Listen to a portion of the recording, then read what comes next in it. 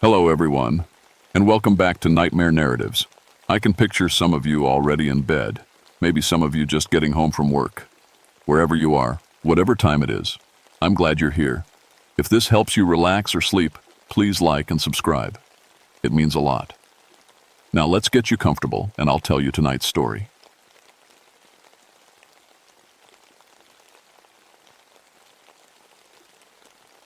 My name is Thomas Brennan, and I need to tell you what really happened in the Gifford-Pinchot National Forest in March 1959. The official report says it was an avalanche that killed those boys. That's a lie. I know because I was there. I was their instructor, and I failed them. I've been a park ranger for 17 years now. Started right after I got back from Korea in '53. The war changed me, left me with nightmares and shaking hands that only stopped when I was out in the woods. The forest was my medicine. Clean air, simple problems, and no artillery shells screaming overhead. At 43, I was one of the senior rangers in the Mount St. Helens district. My job was training the new recruits, teaching them how to survive in the wilderness. Winter survival was my specialty. Had to be. These mountains could kill you in a dozen different ways if you didn't know what you were doing. The training site was an old log cabin up in the Ape Canyon area, about 40 miles from the nearest road. 8,000 feet up, accessible only by snowcat in winter. Perfect for teaching young rangers what real isolation felt like. The locals avoided that area, had ever since 1924, when some miners claimed giant apes attacked their cabin. Old wives' tales, I figured. I'd been in real combat. I knew what fear looked like, and it wasn't some backwoods monster story. March 15th was a cold, gray morning when I loaded 6 rookie rangers into the snowcat. Jimmy Walsh, 22, fresh out of college and eager to prove himself. Danny Morrison, 24, quiet kid from Seattle who wanted to be a photographer. Pete Kowalski, 21, built like a lumberjack but gentle as a lamb. Rick Martinez, 23, always cracking jokes to keep everyone's spirits up. Steve Johnson, 25, former Army like me, solid and dependable. And Mike O'Brien, 20, the youngest of the bunch, still had that baby face that made you want to protect him. They were good kids. Reminded me of my squad in Korea, young, brave, trusting their sergeant to bring them home safe. That's what they called me, Sergeant Brennan, even though I kept telling them I was just a ranger now. The snowcat churned through the deep powder, climbing steadily toward the cabin. The weather report called for a blizzard to hit that night, but we'd be snug inside with plenty of supplies. This was supposed to be a routine 3-day exercise. I'd done it dozens of times before, but something felt wrong from the start. The snowcat tracks from the previous group. They should have been straight, methodical. Instead, they swerved and zigzagged like the driver was running from something. When I asked the motor pool about it, they just shrugged and said the guy seemed spooked when he got back. Wouldn't say why. The forest was too quiet. In 17 years of winter patrols, I'd never seen country so empty of life. No deer tracks, no rabbit trails, not even mouse prints in the snow. Just blank white silence stretching in every direction. "Sergeant," Jimmy said, leaning forward from the back seat. "You ever hear about what happened up here in 24? Ghost stories," I told him. "Scared miners seeing things in the shadows. Mountains can play tricks on your mind if you're not careful." But even as I said it, I felt a chill that had nothing to do with the wind cutting through the snowcat's canvas sides. The trees seemed to lean in closer as we climbed, and I could have sworn I saw something large moving between the trunks. When I looked again, there was nothing there. Just my imagination, I told myself. Just the old war nerves acting up. The cabin appeared through the swirling snow like something from a nightmare. Dark logs, boarded windows, and strange scratches on the walls that looked like claw marks. Bear damage, I figured. Had to be. We unloaded our gear and settled in for the night. The boys were excited, chattering about their first real survival exercise. I checked the radio. Nothing but static, mixed with something that sounded almost like growling. Equipment malfunction, probably. The mountains played hell with radio signals. As darkness fell, the temperature dropped fast. The cabin's old thermometer showed something impossible. It was warmer outside than inside. The boys huddled around the Coleman lantern. their breath forming clouds in the frigid air. That's when we heard the first knock, 3 sharp raps on the cabin wall. Then nothing. "Just a branch," I said, but I was already reaching for my flashlight. "Wind's picking up." The knocking came again, this time from the opposite wall. Then another wall, like something was circling the cabin, testing it. "Sergeant," Pete whispered, "what if it's—" "It's nothing," I cut him off. But I was checking my rifle, making sure it was loaded. Old habits from the war. I stepped outside into the howling wind.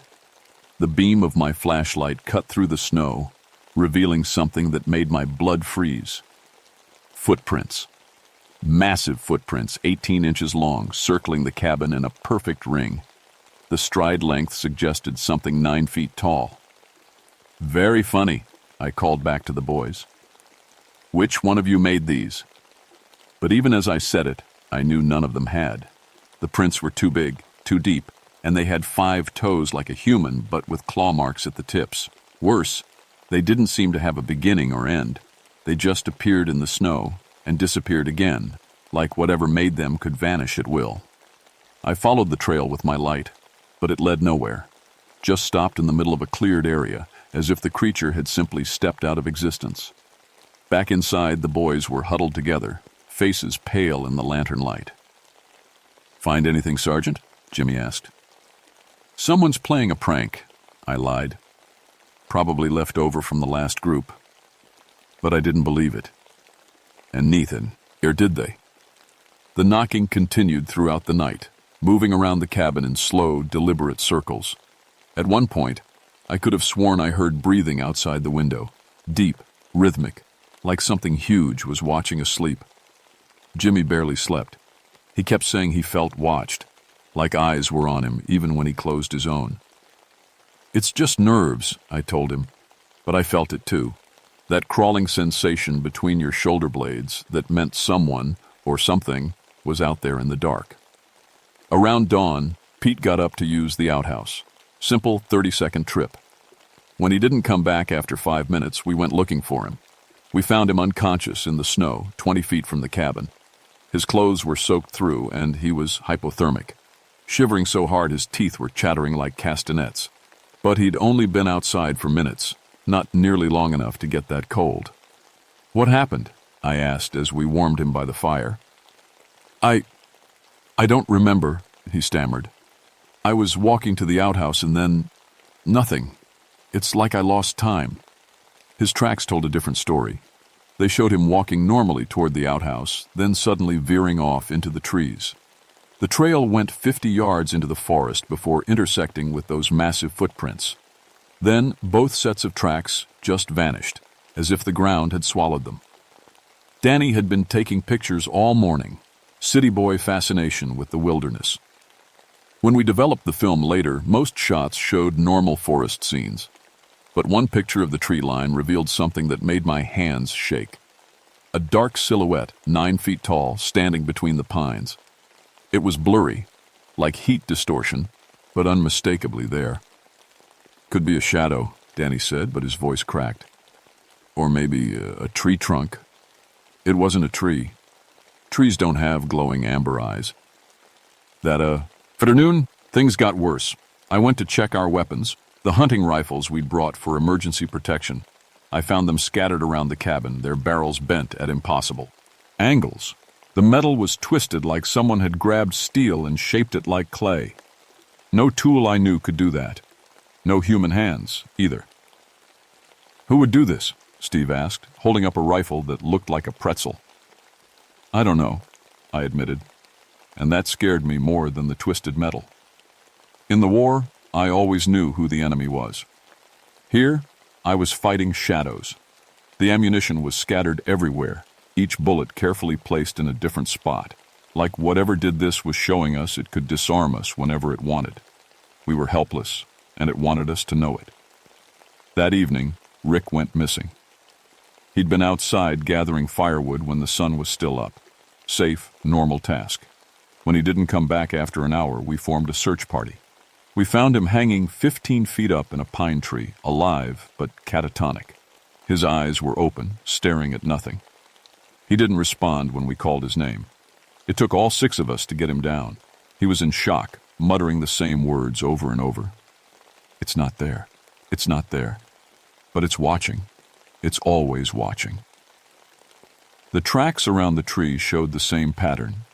Rick's boots, then those massive footprints, then nothing. Like his attacker had simply vanished into thin air. We carried Rick back to the cabin, but he never really came back to us. He sat by the fire, rocking back and forth, whispering about things that weren't there but were watching anyway. That night, the knocking stopped. Instead, we heard something worse, our own voices calling from outside the cabin. "Tom," came my voice from the darkness. "Tom, come out here. I need to show you something." Then Jimmy's voice. "Sergeant, help me, I'm lost." Then Pete's. "It's safe now. It's gone. You can come out." But we were all inside, staring at each other with wide, terrified eyes. Something out there was using our voices, calling us into the dark. And God help me, part of me wanted to answer. The voice mimicry continued all night. Perfect imitations of each of us, calling the others outside. Sometimes it was subtle. A whispered, "Help me," in Danny's voice. Sometimes it was desperate. Rick's voice, screaming for rescue. But we were all inside, watching each other's lips to make sure the words weren't coming from us. By morning, we'd barricaded the door and windows. The cabin felt like a fortress, but I knew it was really a trap. Whatever was out there was playing with us, like a cat with wounded mice. The smell hit us around noon, a thick, musky odor that seeped through the walls and made us all gag. It was animal, but wrong somehow, like wet fur and rotting meat mixed with something else I couldn't identify. The stench was so strong it made the boys dizzy. Pete threw up twice. "What is that?" Jimmy asked, holding his shirt over his nose. "Marking territory," I said, remembering something from my survival training. Animals do it to claim an area. But no animal I knew could produce a smell that strong. It was like the creature was announcing its presence, letting us know we were in its domain now. I fired 3 emergency flares through the window, the universal signal for help. They arced high into the gray sky, brilliant red against the snow. But halfway up, they just stopped. The flares died in midair, as if something had reached out and snuffed them like candles. "How is that possible?" Steve asked. I didn't answer because I didn't know. In all my years in the forest, I'd never seen anything like it. The flares should have burned for minutes, visible for miles. Instead, they winked out like they'd hit an invisible wall. That afternoon, I caught a glimpse of our stalker. I was looking out the window when I saw my reflection in the glass. But there was something behind me, something tall and covered, it in dark fur with glowing amber eyes. When I spun around, nothing was there. The other boys were across the room, nowhere near me. "Did you see that?" I asked. "See what, Sergeant?" But I knew what I'd seen. The creature was getting bolder, showing itself more clearly. It was 9 feet tall, covered in dark brown fur, with arms that hung down to its knees. Its face was almost human, but wrong. Too long, too angular, with teeth that looked like they could tear a man in half. The worst part was its eyes. They showed intelligence. This wasn't just some wild animal. It was thinking, planning, hunting us with purpose. The boys were cracking under the pressure. Jimmy had started talking to himself, muttering about things watching him from the shadows. Rick just sat and rocked, occasionally saying, "It's not there," in a sing-song voice. Danny was taking picture after picture, as if his camera could somehow capture and contain whatever was stalking us. Mike, the youngest, was trying to be brave, but I could see the fear in his eyes. He stuck close to me like a scared kid looking for his father's protection. It broke my heart because I was just as scared as he was. That evening, the creature got Mike. He was helping me check the perimeter when we heard Tom's voice calling from the forest. "Mike! Mike! I need help with something. Come here, son." It was perfect, exactly how I talked to the boy. But I was standing right next to Mike, and my mouth wasn't moving. "That's not me," I whispered. But Mike was already walking toward the voice, his eyes glazed over like he was hypnotized.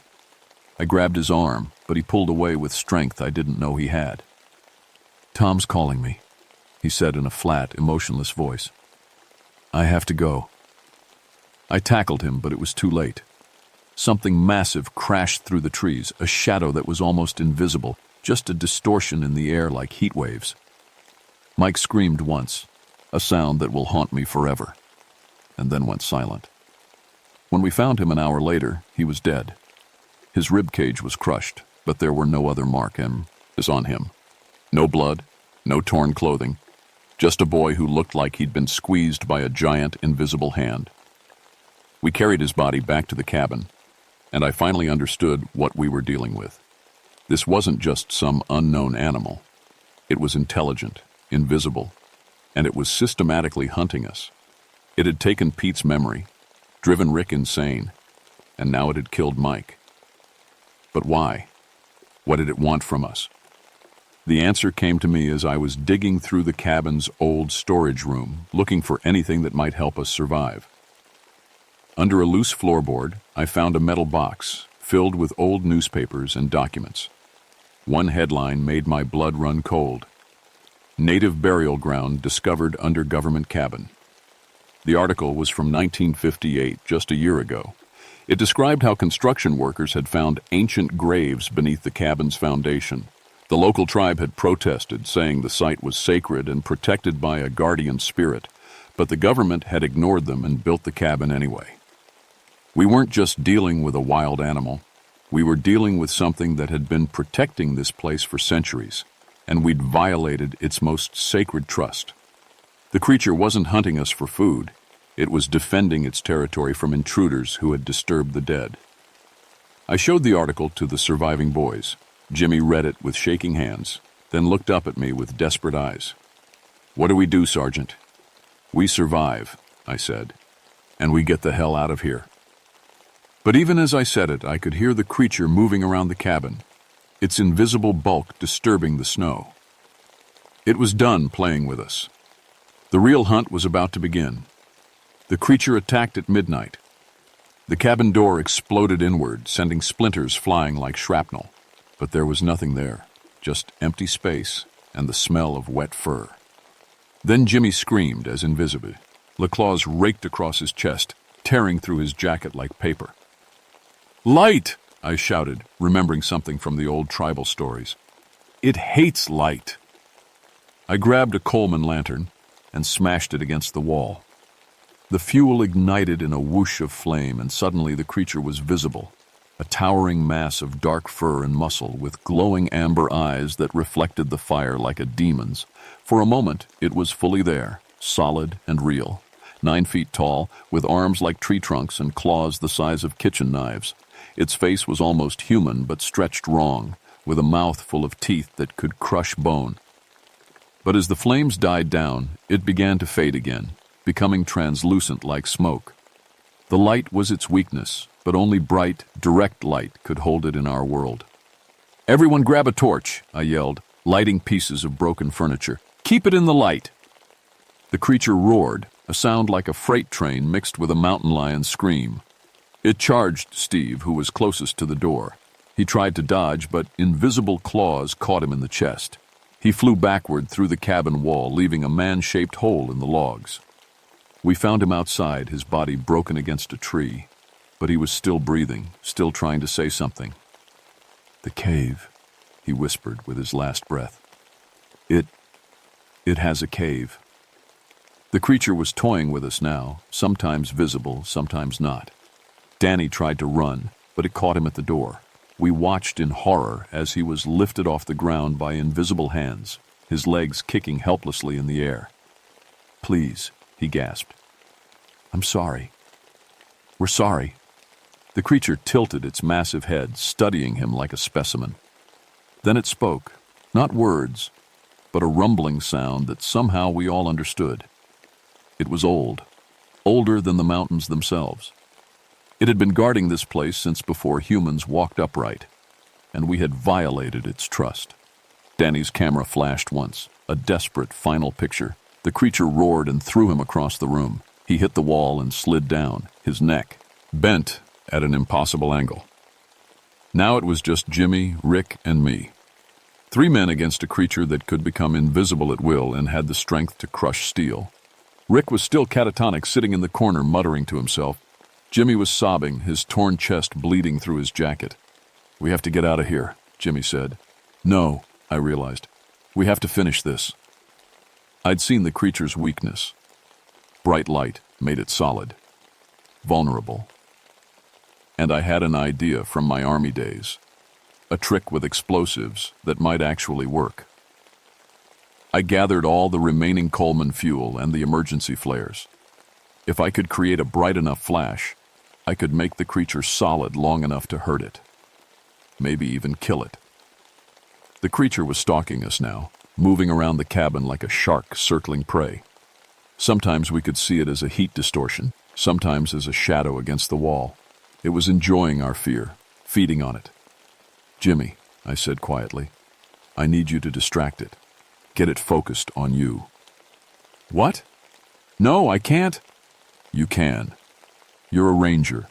Act like one." Jimmy's face changed. The fear was still there, but underneath it was something harder. The strength that had gotten him through training. The courage that had brought him to the mountains in the first place. He grabbed a burning piece of wood and started yelling at the creature. "Come on! You want us? Here we are! Come and get us!" The creature materialized fully, drawn by his challenge.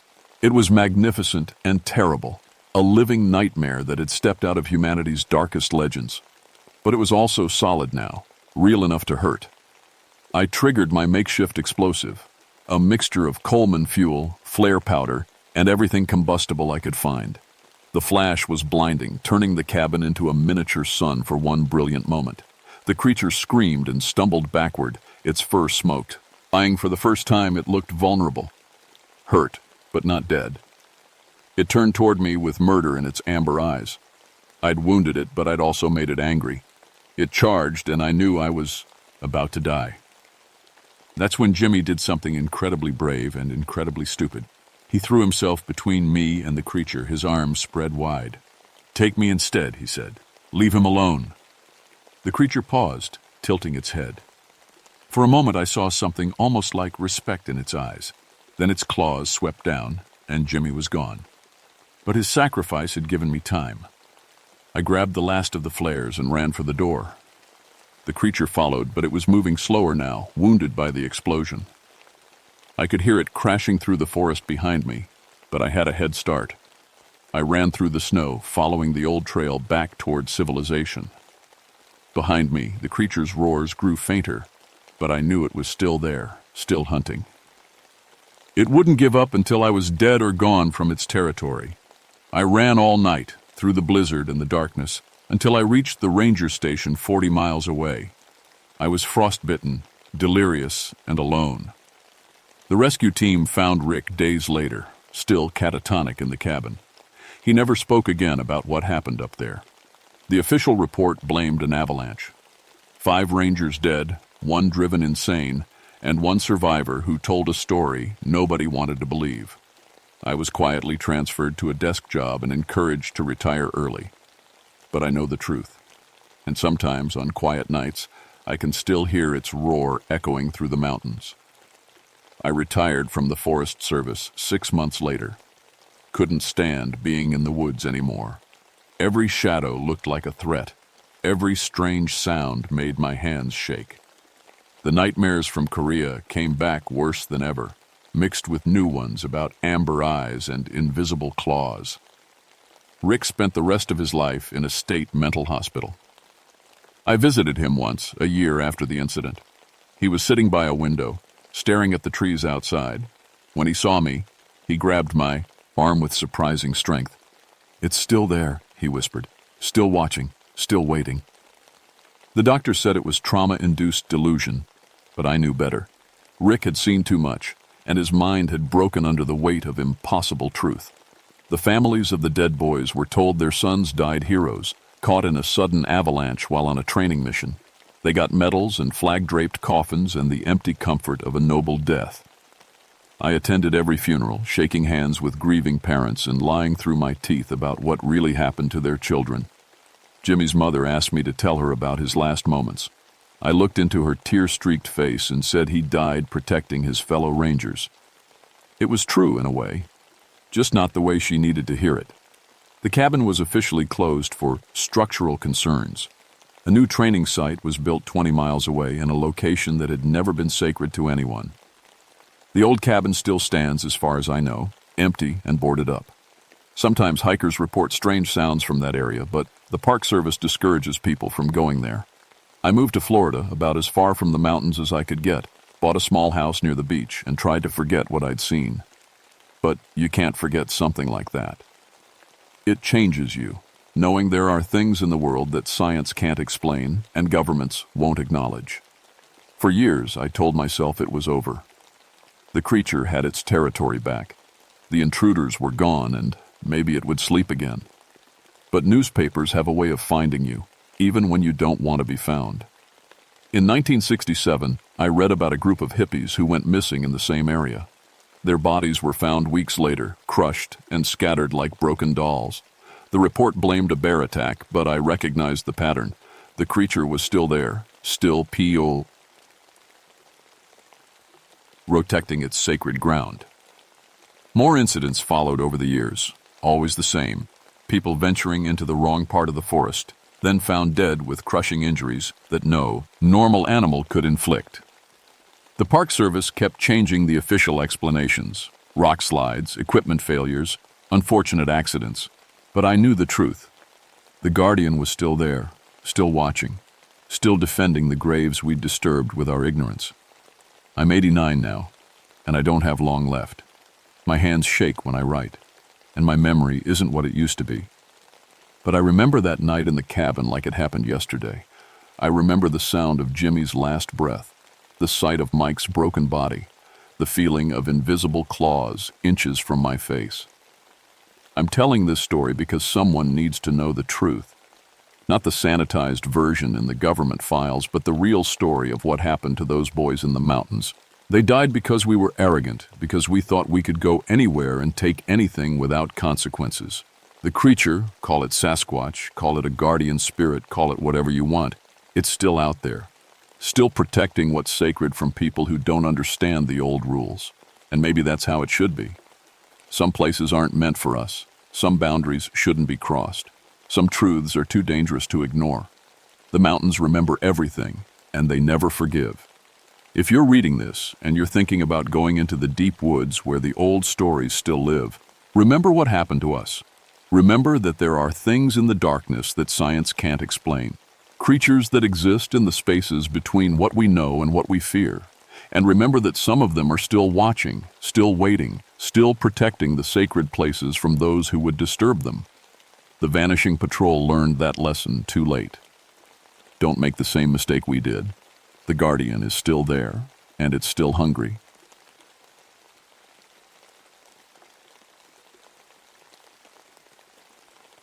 My name is Catherine Sullivan, but everyone calls me Kate. I've been a park ranger for 9 years now, and I thought I'd seen everything the forest could throw at me. Bears, lost hikers, drunk campers, you name it. But nothing prepared me for what happened during the winter of 1967. I was the first woman ranger in our district, which meant I had to work twice as hard to prove myself. Being an Army medic before this job helped. I knew how to stay calm when things got bad, how to think clearly when others panicked. That training saved my life more times than I can count. It was January, and Minnesota was having the worst winter in 50 years. The temperature hit 35 below zero and stayed there for weeks. Roads were blocked with snow taller than a man. Most folks had enough sense to stay inside by their fires, but not Dr. Harold Grayson. Dr. Grayson was one of those college types who studied old stories and forgotten places. He'd been living alone in an abandoned lumber camp near Leech Lake for 3 months, writing a book about the workers who used to cut trees there back in the 1930s. The camp had been empty since then, ever since some workers went missing and the company shut it down. My boss radioed me that morning. "Kate, we need you to check on that professor. Haven't heard from him in 2 weeks." I loaded my snowmobile with medical supplies, food, and my hunting rifle. The forecast said another storm was coming, which meant I had maybe 6 hours before the weather got too bad to travel. 60 miles of frozen wilderness stretched between me and the old camp. Before I left, I stopped at the gas station in town. Old Joseph Kingbird was there, filling up his truck. Joseph was Ojibwe, and his family had lived in these woods for generations. He knew every trail, every story, every warning the forest had to offer. "Where you headed, Kate?" he asked, his breath making clouds in the cold air. "Welfare check on that researcher at the old lumber camp." Joseph's face went dark. That place? In winter? He shook his head. "My grandfather told me stories about that camp. Said the wendigo sleeps in hunger, wakes in desperation." I'd heard wendigo stories before. Every old-timer in these parts had some version of the tale. A monster that was once human, driven mad by hunger until it ate human flesh and transformed into something else, something that could never be satisfied. "Just old stories, Joseph," I said, trying to sound confident. "Dr. Grayson's probably just caught up in his research." "Maybe," Joseph said, but he didn't look convinced. "You be careful out there, Kate. And if you see anything that don't feel right, you get out fast." I started my snowmobile and headed into the white wilderness. The trees stood like black bones against the snow, and the only sound was my engine cutting through the silence. I'd made this trip before, but something felt different this time. The forest seemed too quiet, like it was holding its breath. After 2 hours of riding, I saw smoke rising from the trees ahead. That had to be the camp. Dr. Grayson was alive at least. The smoke meant he had heat, which was good news in this weather. But as I got closer, I noticed something strange. There were bones scattered around the camp. Deer bones, rabbit bones, all picked clean. That wasn't unusual by itself. Hunters and predators left remains all the time. But these bones looked different. They had marks on them, like someone had been gnawing on them with human teeth. I pulled up to the main cabin and turned off my engine. The sudden silence was so complete it made my ears ring. Smoke was coming from the chimney, and I could see yellow light in the windows. Everything looked normal, but something made the hair on my neck stand up. That's when I nodded. Iced my snowmobile was making a strange noise. I bent down to check the engine and found the fuel line had been chewed through, not cut with a knife. Chewed, like an animal had been trying to eat the rubber. I looked around the camp with new eyes. The bones weren't just scattered. They were arranged in small piles, like someone had been organizing them. And there, on the wooden doorframe of the cabin, I saw deep grooves, teeth marks. Human teeth marks, as if someone had tried to eat the wood itself. "Dr. Grayson?" I called out, my voice echoing in the cold air. No answer. I checked my rifle and walked toward the cabin door. Whatever was happening here, it wasn't normal, and I had a feeling it was just the beginning. I pushed open the cabin door and stepped inside. The warmth hit me like a wall, but it felt wrong somehow. Even with the fire roaring in the fireplace, I could see my breath. The temperature inside was dropping fast, like something was sucking all the heat away. "Dr. Grayson?" I called again. The main room looked like a tornado had hit it. Papers were scattered everywhere. Furniture was overturned, and there were dark stains on the wooden floor. But what caught my attention were the journals spread across the table. Dr. Grayson's handwriting started neat and careful, but as I flipped through the pages, it became wild and hard to read. The first entries were normal research notes about the lumber camp's history. But then they changed. Day 47, the hunger is getting worse. Regular food tastes like ash in my mouth. Day 52, I dream about meat, raw meat. The redder the better. Day 58, I think I know why the workers disappeared. They found something in the woods, something that was hungry. My hands shook as I read the final entry. Day 61, it spoke to me today. The wendigo. It told me secrets. It told me how to feed the hunger. That's when I heard scratching sounds coming from under the floorboards, like something was trying to dig its way up from below. I drew my rifle and followed the sound to a trapdoor in the corner of the room. The sky. Ratching stopped. I opened the trap door and peered down into the dark basement. "Dr. Grayson? Are you down there?"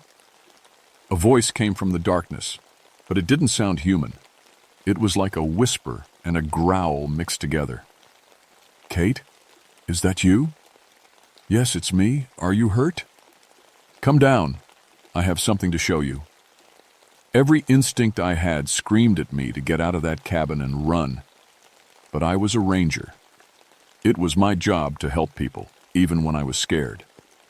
I grabbed a flashlight and climbed down the ladder. The basement was cold as a grave. My flashlight beam cut through the darkness, and I saw Dr. Grayson sitting in the corner. At least, I thought it was him. The man I'd met 3 months ago had been healthy and round-faced. This thing was thin as a skeleton, with skin stretched tight over sharp bones. He was eating something raw with his bare hands. Blood ran down his chin and dripped onto the floor. When he looked up at me, his eyes reflected the light like an animal's. "Kate," he whispered, his voice like dry leaves. "You came." "Dr. Grayson, what happened to you? You look sick." He laughed, and the sound made me want to run. "Sick? No, Kate. I'm changing. Becoming something better. Something that doesn't need to pretend to be human anymore." That's when I saw his teeth. They were sharp and yellow, filed to points, and his fingernails had grown into claws, caked with dirt and blood. "What are you eating?" I asked, though I was afraid to know. "The same thing my grandfather ate, and his grandfather before him. The hunger passes from one to the next, Kate. It's beautiful in its simplicity." I shined my flashlight around the basement and saw pieces of raw meat hanging from hooks. But it wasn't deer or rabbit. The shape was wrong. My stomach turned as I realized what I was looking at. "Where did you get this meat?" I whispered. "Tom Hendricks came by yesterday. Game. Warden. Nice man. Very filling." Dr. Grayson took another bite of the raw flesh. "He's sleeping now in the root cellar. What's left of him." I backed toward the ladder, but Dr. Grayson was faster than any starving man should be. He jumped up and blocked my path, moving with inhuman speed. "Don't go, Kate. You must be hungry too. All this traveling in the cold. Let me feed you." He reached for me with those clawed hands, and I saw that his arms were longer than they should be. His whole body was stretching, changing into something that had never been human. I swung my rifle at him, but he caught it with one hand and crushed the barrel like it was made of paper. Then he smiled, showing those sharp teeth. "The hunger is spreading, Kate. Soon, there will be more like me, more of us to hunt together. Wouldn't you like to join us?" I pulled my knife and slashed at his face.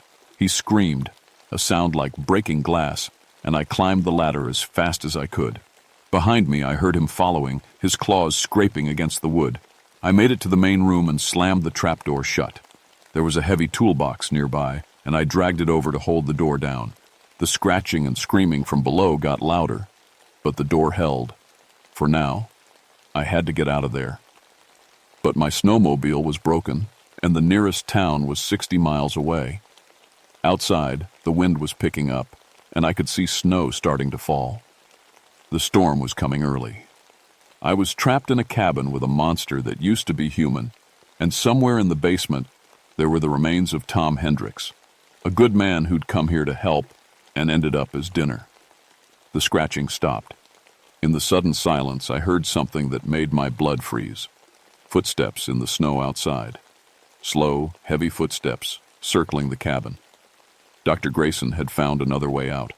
I grabbed a chair and wedged it under the door handle, then checked every window. The footsteps outside were getting closer, and I could hear heavy breathing right outside the walls. Whatever Dr. Grayson was becoming, he was still seized, hanging. "Kate."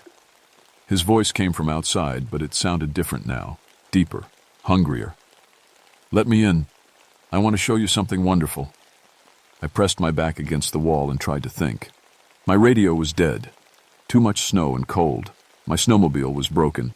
The nearest help was 60 miles away through a blizzard. And outside, something that used to be human was hunting me. The breathing stopped. For a moment, everything was quiet except for the wind and the crackling fire. Then I heard a new sound. wood splintering. He was trying to break down the door. I ran to the fireplace and grabbed a burning log. It wasn't much of a weapon, but fire was the only thing that seemed to scare the thing outside. The door shook as he threw himself against it. "The hunger never stops, Kate," he called out. "It just grows and grows until it's all you can think about. But when you feed it, oh, when you feed it properly, it's the most beautiful feeling in the world." The chair under the door handle snapped. I raised the burning log and waited. But he didn't come through the door. Instead, I heard scrambling sounds above me. He was on the roof, trying to get down the chimney. I looked up and saw snow falling into the fire, hissing and steaming. Then I saw his face looking down at me from the chimney opening. But it wasn't Dr. Grayson's face anymore. It was longer, thinner, with yellow eyes and those terrible sharp teeth. He was at least 8 feet tall now, so thin I could see his ribs through his skin. "Found you," he whispered, and started climbing down. I threw the burning log at him. He screamed and pulled back, but I heard him laughing too. "Fire won't save you forever, Kate. I'm patient. I can wait." The scratching sounds started again, but this time they were coming from the walls. He was trying to claw his way through the logs. I could see his fingers, if they were, still fingers, poking through the gaps between the boards. I needed to get to the root cellar. If Tom Hendricks was down there, maybe he had weapons or a radio. It was a terrible idea, but I didn't have any good options left. I found the cellar door in the kitchen and opened it carefully. The smell hit me first. Old blood and rotting meat. I covered my nose and climbed down with my flashlight. Tom Hendricks was there, but not much of him. Just pieces scattered around the small room. But his equipment was still intact. His radio, his service pistol, even his emergency flares.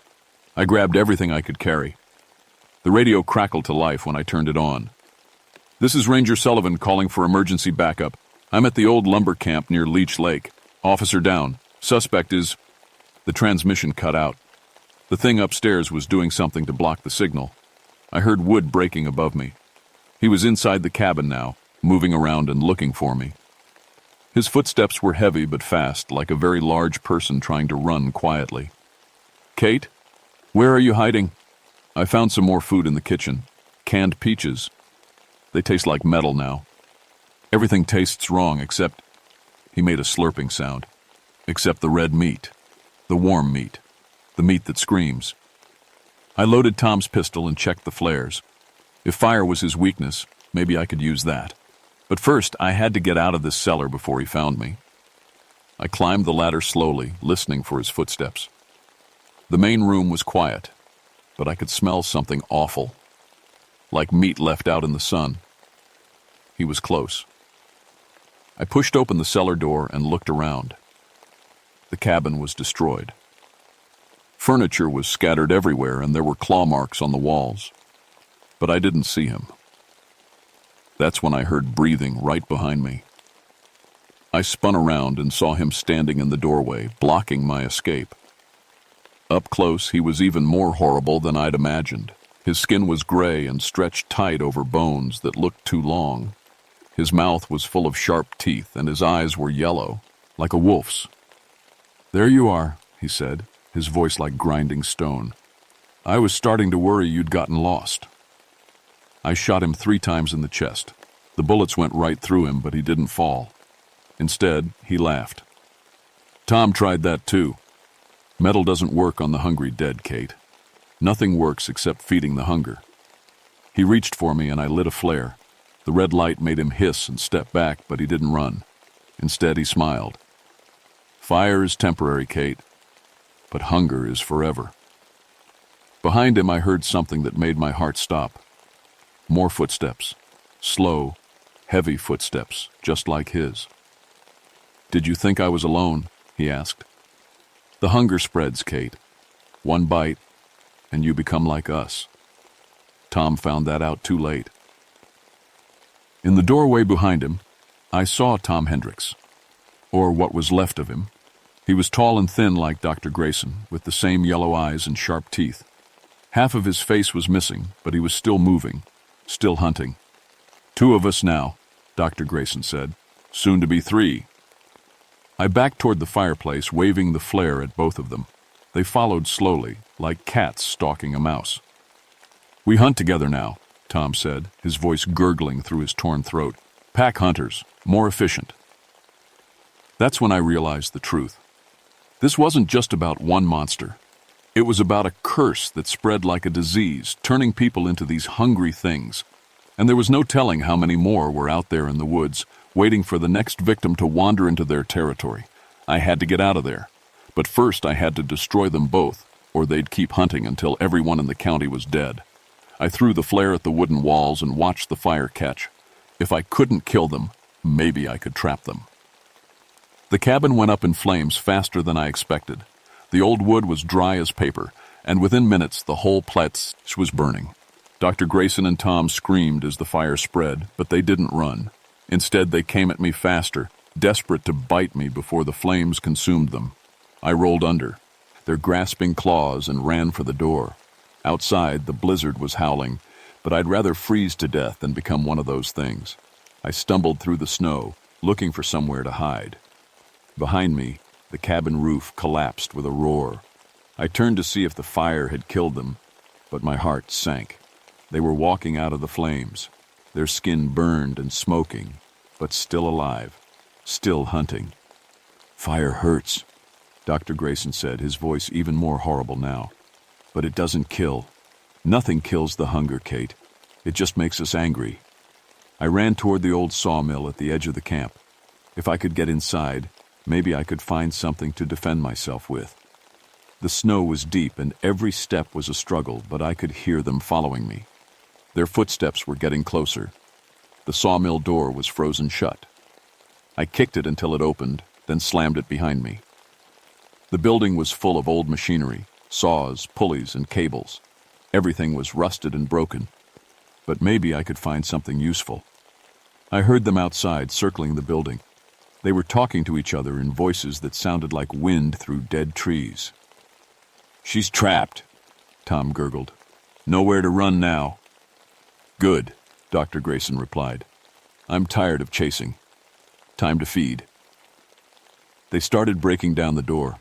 I could see their claws poking through the wood, tearing it apart piece by piece. I needed a plan, and I needed it fast. That's when I noticed the old fuel tank in the corner. It was rusty and dented, but there might still be gas inside. If I could spread it around the building and light it, maybe the fire would be hot enough to kill them for good.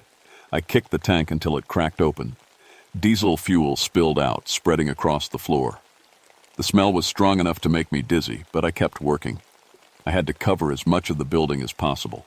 The deuce, or finally gave way. Dr. Grayson squeezed through the opening, his long body twisting like a snake. Tom followed, both of them moving with that horrible, inhuman grace. "Clever girl," Dr. Grayson said, sniffing the air. "But fuel won't save you. We've survived fire before." "Maybe," I said, backing toward the rear of the building. "But you haven't survived this much fire."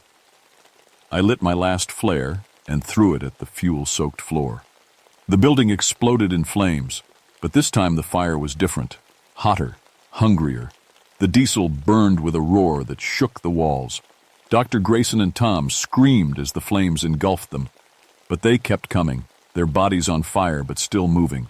I could smell their burning flesh, but they wouldn't stop. "The hunger doesn't die," Dr. Grayson shrieked, reaching for me with flaming claws. "It just moves to the next body, the next mind, the next soul." That's when I understood. He was trying to bite me before he burned up completely. If he could infect me with the curse, it would survive, even if his body didn't. I grabbed a heavy wrench from the workbench and swung it at his head. It connected with a wet crack, and he staggered back. But he was still reaching for me, still trying to bite. The flames were getting closer. The whole building was turning into a furnace, and I could feel my skin blistering from the heat. I had to get out, but they were blocking the only exit. Tom lunged at me, his mouth open wide. I shoved the wrench between his teeth and pushed him back into the flames. His burning body crashed into a pile of old lumber, and for a moment, he was trapped. Dr. Grayson made one last desperate grab for me. His claws caught my jacket, tearing through the fabric. I felt his teeth scrape against my shoulder, barely missing my skin. I punched him in the face with all my strength. He fell backward into the fire, and this time, he didn't get up. The flames consumed him completely, and his screams finally stopped. I ran for the door as the roof started to collapse. Burning boards fell all around me, and I could feel the heat singeing my hair. I made it outside just as the entire building came down in a shower of sparks and smoke. I lay in the snow, gasping for breath. My lungs burned from the smoke and my hands were blistered from the heat.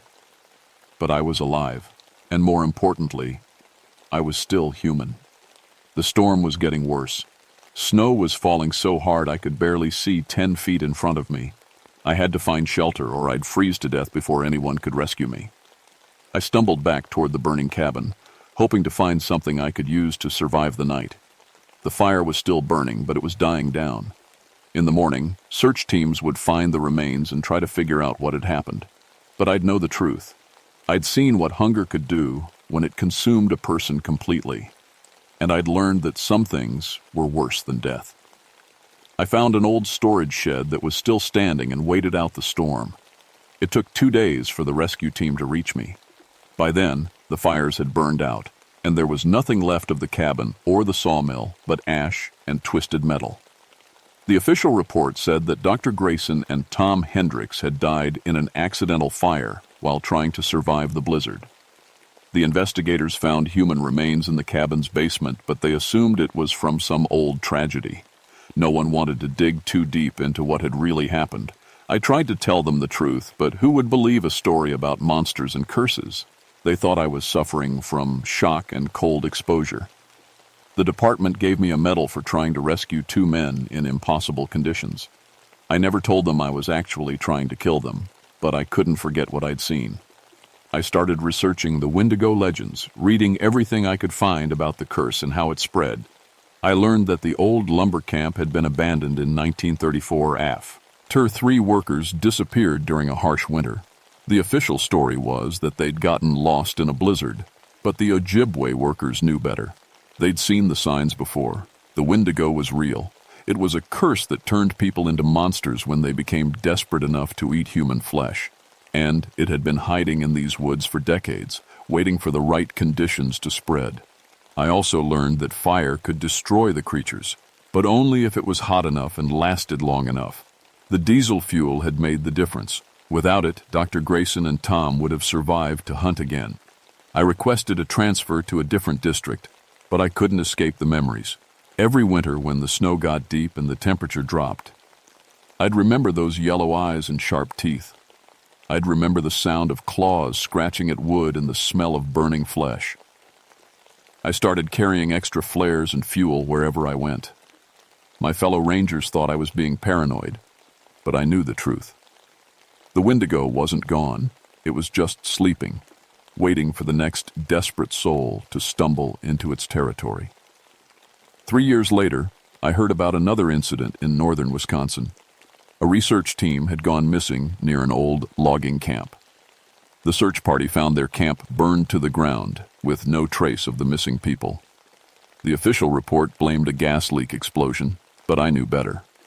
The hunger was spreading. I retired from the Park Service in 1975, but I never stopped watching. I moved to a small town in northern Minnesota and opened an outdoor supply store.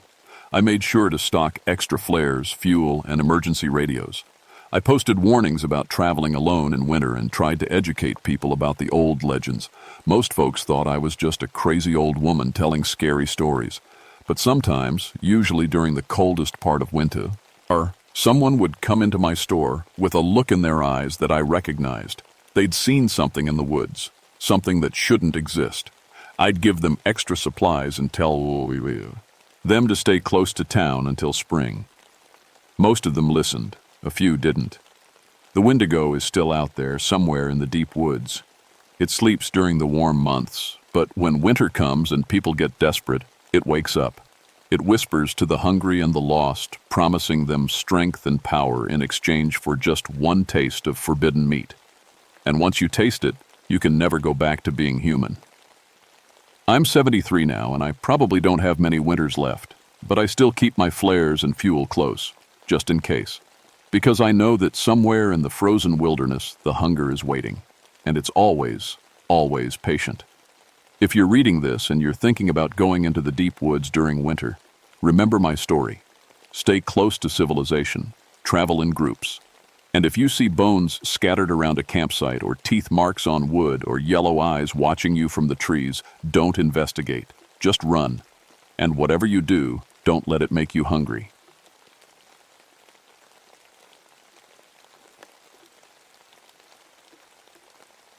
My name is Daniel Fletcher, and I've been a forest ranger for 15 years. I'm telling you this story because I need someone to know what really happened in the Chequamegon-Nicolet National Forest that September night in 1982. The official report says it was a rabid wolf pack. That's a lie. I was 39 then, stationed in the Beast of Bray Road territory near Elkhorn, Wisconsin. Most folks think that's just local legend, but I knew better. I'd grown up hearing my grandmother's stories about the Potawatomi warnings, something they called Shunkawarakin, wolfman shapeshifters. I always figured it was just old folklore meant to keep kids from wandering too deep into the woods. Rex was my partner, a German shepherd trained for tracking and search and rescue. He was the best canine unit I'd ever worked with, smart as a whip and fearless. In 15 years of service, I'd never seen him afraid of anything. That should have been my first warning. The call came in on a Tuesday morning. 5 hunters had gone missing in the deep forest about 25 miles from town. Earl Jameson, Bobby Krause, Carl Weber, Jim Novak, and Tony Ritchie. Good men, experienced hunters who knew the woods like their own backyards. They'd been due back Monday night. "Dan, we need you to check their camp," dispatch crackled through my radio. Last contact was Sunday evening. They reported aggressive wolves in the area. I loaded my gear, tranquilizer rifle, tracking equipment, emergency flares, and enough supplies for 2 days. The weather was strange for September, unseasonably warm with thick fog rolling in from the north. The full moon was 3 days away, and something about the whole situation made my skin crawl. Rex jumped into the truck without his usual enthusiasm. He sat rigid in the passenger seat, ears back, whining low in his throat. I'd never seen him act that way before a job. "Easy, boy," I said, scratching behind his ears. "Just some lost hunters. We'll find them and be home for dinner." But as I drove deeper into the forest, the feeling grew stronger. The radio started picking up static, and the normal sounds of the woods, birds, insects, small animals, gradually faded to nothing. By the time I reached the dirt road leading to the hunters' camp, even Rex had gone completely silent. The forest felt wrong, dead, like something had sucked all the life out of it. I parked the truck at the trailhead and stepped out into the unnatural quiet. The fog was so thick I could barely see 10 feet ahead. Rex stayed in the truck, pressed against the far door, refusing to get out. "Come on, Rex. Work time." He looked at me with those intelligent brown eyes, and I swear, I saw something I'd never seen before. Pure terror. But he was a working dog, and he followed orders. He jumped down slowly, staying close to my legs, hackles raised. The hike to the camp took 40 minutes through dense pine and oak. With each step, the wrongness grew stronger. No squirrels chattered in the trees, no birds sang. Even the insects had vanished. The only sounds were our footsteps on the pine needles and Rex's nervous panting. When we reached the camp, I knew something terrible had happened. The hunters' camp looked like a bomb had gone off. 3 tents were scattered across the clearing, one completely shredded. Equipment was everywhere, sleeping bags, coolers, hunting rifles thrown around like toys. But there was no blood, no obvious signs of violence. It looked like 5 grown men had just panicked and run. Rex wouldn't enter the camp. He stood at the edge of the clearing, whining and pawing at the ground. I'd never seen him refuse to track before. "What's wrong, boy?" I knelt beside him, but he just pressed against my leg, trembling. I tried my radio. Static filled, with strange sounds, howling that almost sounded like voices, like someone trying to talk through a mouthful of teeth. I switched channels, but it was the same on all frequencies. That's when I found the tracks. They started at the edge of camp, clear as day in the soft earth. Canine prints, but wrong somehow. Too big, too deep. I followed them for about 20 yards, and that's when they changed. The four-legged prince became two-legged, but not human. The toes were too long, with deep claw marks. Then they changed back to four-legged, then back to two. Like something was walking on four legs, then standing up, then going back down. I'm a trained tracker. I've studied every canine breed in North America. These prints didn't match anything in my experience. The strangest part was the thumbs, clear impressions where opposable thumbs had gripped the earth. Probably just wolves with some kind of birth defect, I told myself, but my hands were shaking as I took pictures. The temperature dropped suddenly. I'm talking about a 20-degree drop in seconds. My breath started misting, and frost began forming on the leaves around me. Rex started barking, not his normal bark, but a high, desperate sound I'd never heard before. That's when I heard my own voice calling from the forest. "Rex, here, boy, come here." But I wasn't talking. I was standing there with my mouth shut, listening to my own voice call my dog from somewhere in the fog. Rex looked at me, confused, then at the forest where the voice was coming from. "Stay," I whispered, pulling out my tranquilizer rifle. The voice came again, exactly like mine, but from deeper in the woods. "Dan? Dan, where are you? I need help." My blood turned to ice. I had never called out. Someone, or something, was using my voice perfectly. Every inflection, every accent, everything that made it mine. Rex started growling, a low rumble that raised the hair on my neck. He was staring at a thick stand of pine trees about 30 yards away. I couldn't see anything, but I trusted his senses more than my own. "Dan, help me! I'm hurt!" The voice was closer now, maybe 20 yards. Still my voice, but now it sounded panicked, desperate. If I hadn't been standing there with my mouth shut, I would have believed it was me. I raised the tranquilizer rifle and waited. A shadow moved between the trees. Too big to be a wolf, too low to be a man. It was staying just out of sight, but I could see it circling us, always in the thick fog. "Dan, please. They got Earl. They got him." Earl Jameson, one of the missing hunters. How could this thing know that name? Rex was backing up now, pressing against my legs. His growling had turned into a continuous rumble. Every instinct I had was screaming at me to run, but I had a job to do. 5 men were missing, and I was their only hope. The shadow moved again, closer. I got a glimpse of something that made my brain refuse to process what I was seeing. It was like a wolf, but standing on 2 legs. Like a man, but covered in dark fur. Like something that couldn't decide what it wanted to be. "Dan, why won't you help me?" The voice was right behind me now. I spun around, rifle raised, but there was nothing there. Rex was going crazy, barking and snapping at the air. The fog was so thick I couldn't see more than a few feet in any direction. Then I heard Earl Jameson's voice calling from the forest. "Bobby? Bobby, where are you? I can't find the camp." But Earl's voice was different somehow. The words were right, but the tone was wrong. Too flat, too empty, like someone reading from a script. "Help me, Bobby. Something's wrong with Dan."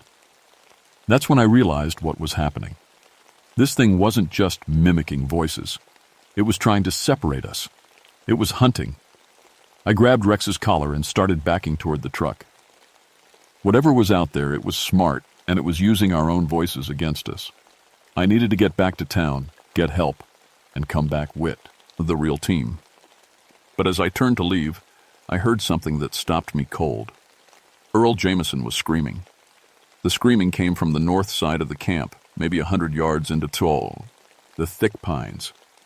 It was definitely Earl. I'd known him for years, and no one else had that raspy voice from 20 years of smoking. But the sound was wrong, too high, too desperate, like he was being torn apart. Rex was pulling toward the truck, whining and pawing at me. Every instinct I had was screaming to run, but I couldn't leave Earl to die. Not when I might be able to help. "Stay here, boy," I whispered, tying Rex's leash to a tree near the truck. I moved toward the screaming tranquilizer rifle ready. The fog was so thick, I had to feel my way from tree to tree. The temperature kept dropping, and my breath came out in white puffs. The screaming stopped suddenly. The silence was worse than the noise. I found Earl 20 feet later. He was hung upside down from a pine branch about 8 feet off the ground. His throat had been torn out, but that wasn't what made me sick. The way he was positioned, the careful arrangement of his body. It was like something had put him there on purpose, like a message. But Earl had been talking just minutes ago. I'd heard his voice calling for Bobby. Unless... I heard Bobby Krause's voice behind me. Dan, what are you doing out here? I spun around. Bobby was standing at the edge of the clearing, looking perfectly normal. Relief flooded through me until I saw his eyes. They were wrong, too bright, too aware. And he was standing perfectly still, not moving at all, like he was posing for a picture. Bobby, thank God. We need to get out of here. There's something... Where's Earl? Bobby interrupted. His voice was flat, emotionless. We were supposed to meet at the camp. Bobby, Earl's dead. Something killed him. We need to leave now. But Bobby just stood there, staring at me with those wrong eyes. Then he smiled, and I saw the teeth. Too many teeth. Too sharp. Earl's not dead, Bobby said in Earl's voice. I'm right here. The thing that looked like Bobby opened its mouth wider, and Earl's voice came out again. Dan, why didn't you help me? Why did you let them kill me? I raised the tranquilizer rifle, but the Bobby thing was already moving. It dropped to 4 legs and bounded into the fog faster than any human could run. I fired, but the dart hit nothing but air. I ran back to the truck, my heart pounding. Rex was going crazy, barking and snarling at the forest. As I untied him, I heard more voices calling from different directions. Dan, over here! That was Carl Weber's voice. Help us! Jim Novak. We're trapped! Tony Ritchie. All of them calling at once, from different parts of the forest. But I'd just seen what happened to Earl. These weren't the real hunters. These were things wearing their voices. I got Rex into the truck and started the engine. The radio crackled to life, and Earl's voice came through the speakers. Dan, don't leave us. We're your friends. I turned off the radio and floored the accelerator. Whatever these things were, they were smart enough to use our own voices against us. They'd probably been watching us for days, learning how we talked, how we acted. But I couldn't leave. Not yet. If any of the hunters were still alive, they needed help. And I was the only one who knew what was really happening out here. I drove to the ranger station about 5 miles away. The building was dark and empty. My backup wouldn't be here until morning. But I had weapons, better equipment, and most importantly, I had a radio that could reach the outside world. I tried calling for help, but the static was getting worse. Every frequency was filled with the voices of the missing hunters, all calling for help, all begging me to come back to the forest. Dan, we're hurt, Earl's voice pleaded through the radio. We need medical attention. Please come back, Bobby added. We're hiding from the wolves. But I'd seen Earl's body. I knew these weren't the real men. Rex was pacing by the window, growling at the forest. That's when I saw them. 5 figures standing at the edge of the clearing, just visible in the fog. They looked like the hunters. Same clothes, same builds, same faces. But they stood too still, too perfectly. And their eyes glowed in the darkness like an animal's. The Earl thing raised its hand and waved at me. Then it opened its mouth and spoke in my grandmother's voice, a voice I hadn't heard in 20 years. Danny, come outside. Grandma wants to talk to you. My blood turned to ice. How could it know that voice? How could it know she used to call me Danny? The Bobby thing spoke next, in my ex-wife's voice. Dan, please. I'm sorry about the divorce. I need you. Then they all started talking at once, in voices I recognized. My father, my old partner, my high school girlfriend, a chorus of people from my past, all calling me to come outside. But their mouths weren't moving right. The voices were perfect, but their lips weren't matching the words. Like watching a badly dubbed movie. I loaded my rifle with real bullets this time. Whatever these things were, they weren't just animals.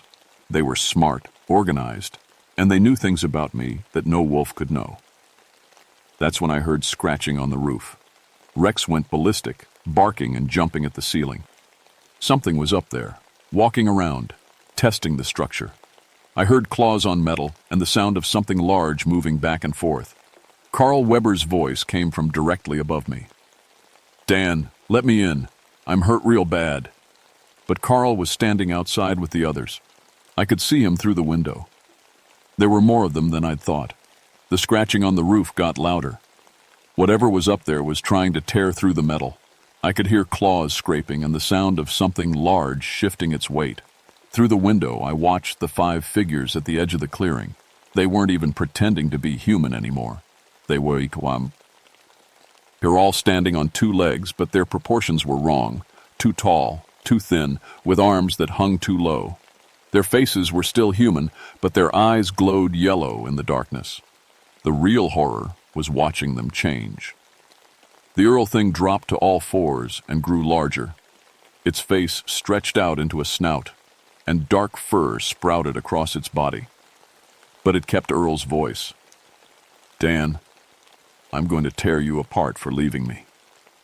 The Bobby thing followed, its transformation smooth and fluid. One second it looked like Bobby Krause. The next it was a massive wolf-like creature with Bobby's memories and voice. They weren't just mimicking the hunters. They had become them somehow, absorbed them. They knew everything the real men had known. Rex was backing away from the window, his hackles raised. These things were 7 feet tall now, covered in dark fur, with yellow eyes and teeth like knives. But the worst part was that they kept talking in human voices while they transformed. "We're going to eat you slow," the Carl thing said in my grandmother's voice. "Piece by piece," added the Jim thing in my ex-wife's voice. The thing on the roof started tearing through the metal. I could see claws pushing through the ceiling and bits of insulation falling like snow. That's when I remembered the old stories. My grandmother had told me about the Shunka Warakan when I was a kid. She'd said they were people who'd been bitten by the wolf spirits during the full moon. They kept their human memories and intelligence, but they became hunters, pack hunters, and they were strongest during the full moon. I looked at my calendar. 3 days until the full moon. If they were this strong now, what would they be like then? The ceiling gave way, and the Tony thing dropped through. It landed on 4 legs, but stood up on 2, brushing insulation from its fur. It was massive, easily 7 feet, tall, with a wolf's head on a human body. "Hello, Dan," it said in Tony's voice. "We've been waiting for you." Rex attacked before I could stop him. He launched himself at the creature. All 90 pounds of trained German shepherd. The Tony thing caught him in midair and threw him against the wall. Rex hit with a sickening thud and didn't get up. "Rex!" I raised my rifle, but the creature was already moving. It hit me like a truck, knocking the rifle from my hands. I rolled away and grabbed my pistol, a .357 loaded with regular bullets. I put 3 rounds center mass, but the creature barely slowed down. "Bullets don't work, Dan," it said, advancing on me. "We're not really alive anymore." But I noticed something. The bullets had hurt it. It was bleeding, moving slower. Maybe they weren't invincible. The other 4 creatures were breaking through the windows now. They moved with perfect coordination, like a trained military unit. But they still looked like my friends, and they still used familiar voices. "Dan, why are you fighting us?" Earl's voice asked from the Earl thing's wolf mouth. "We just want to make you like us." "It doesn't hurt," Bobby added. "After the first bite, you won't feel anything."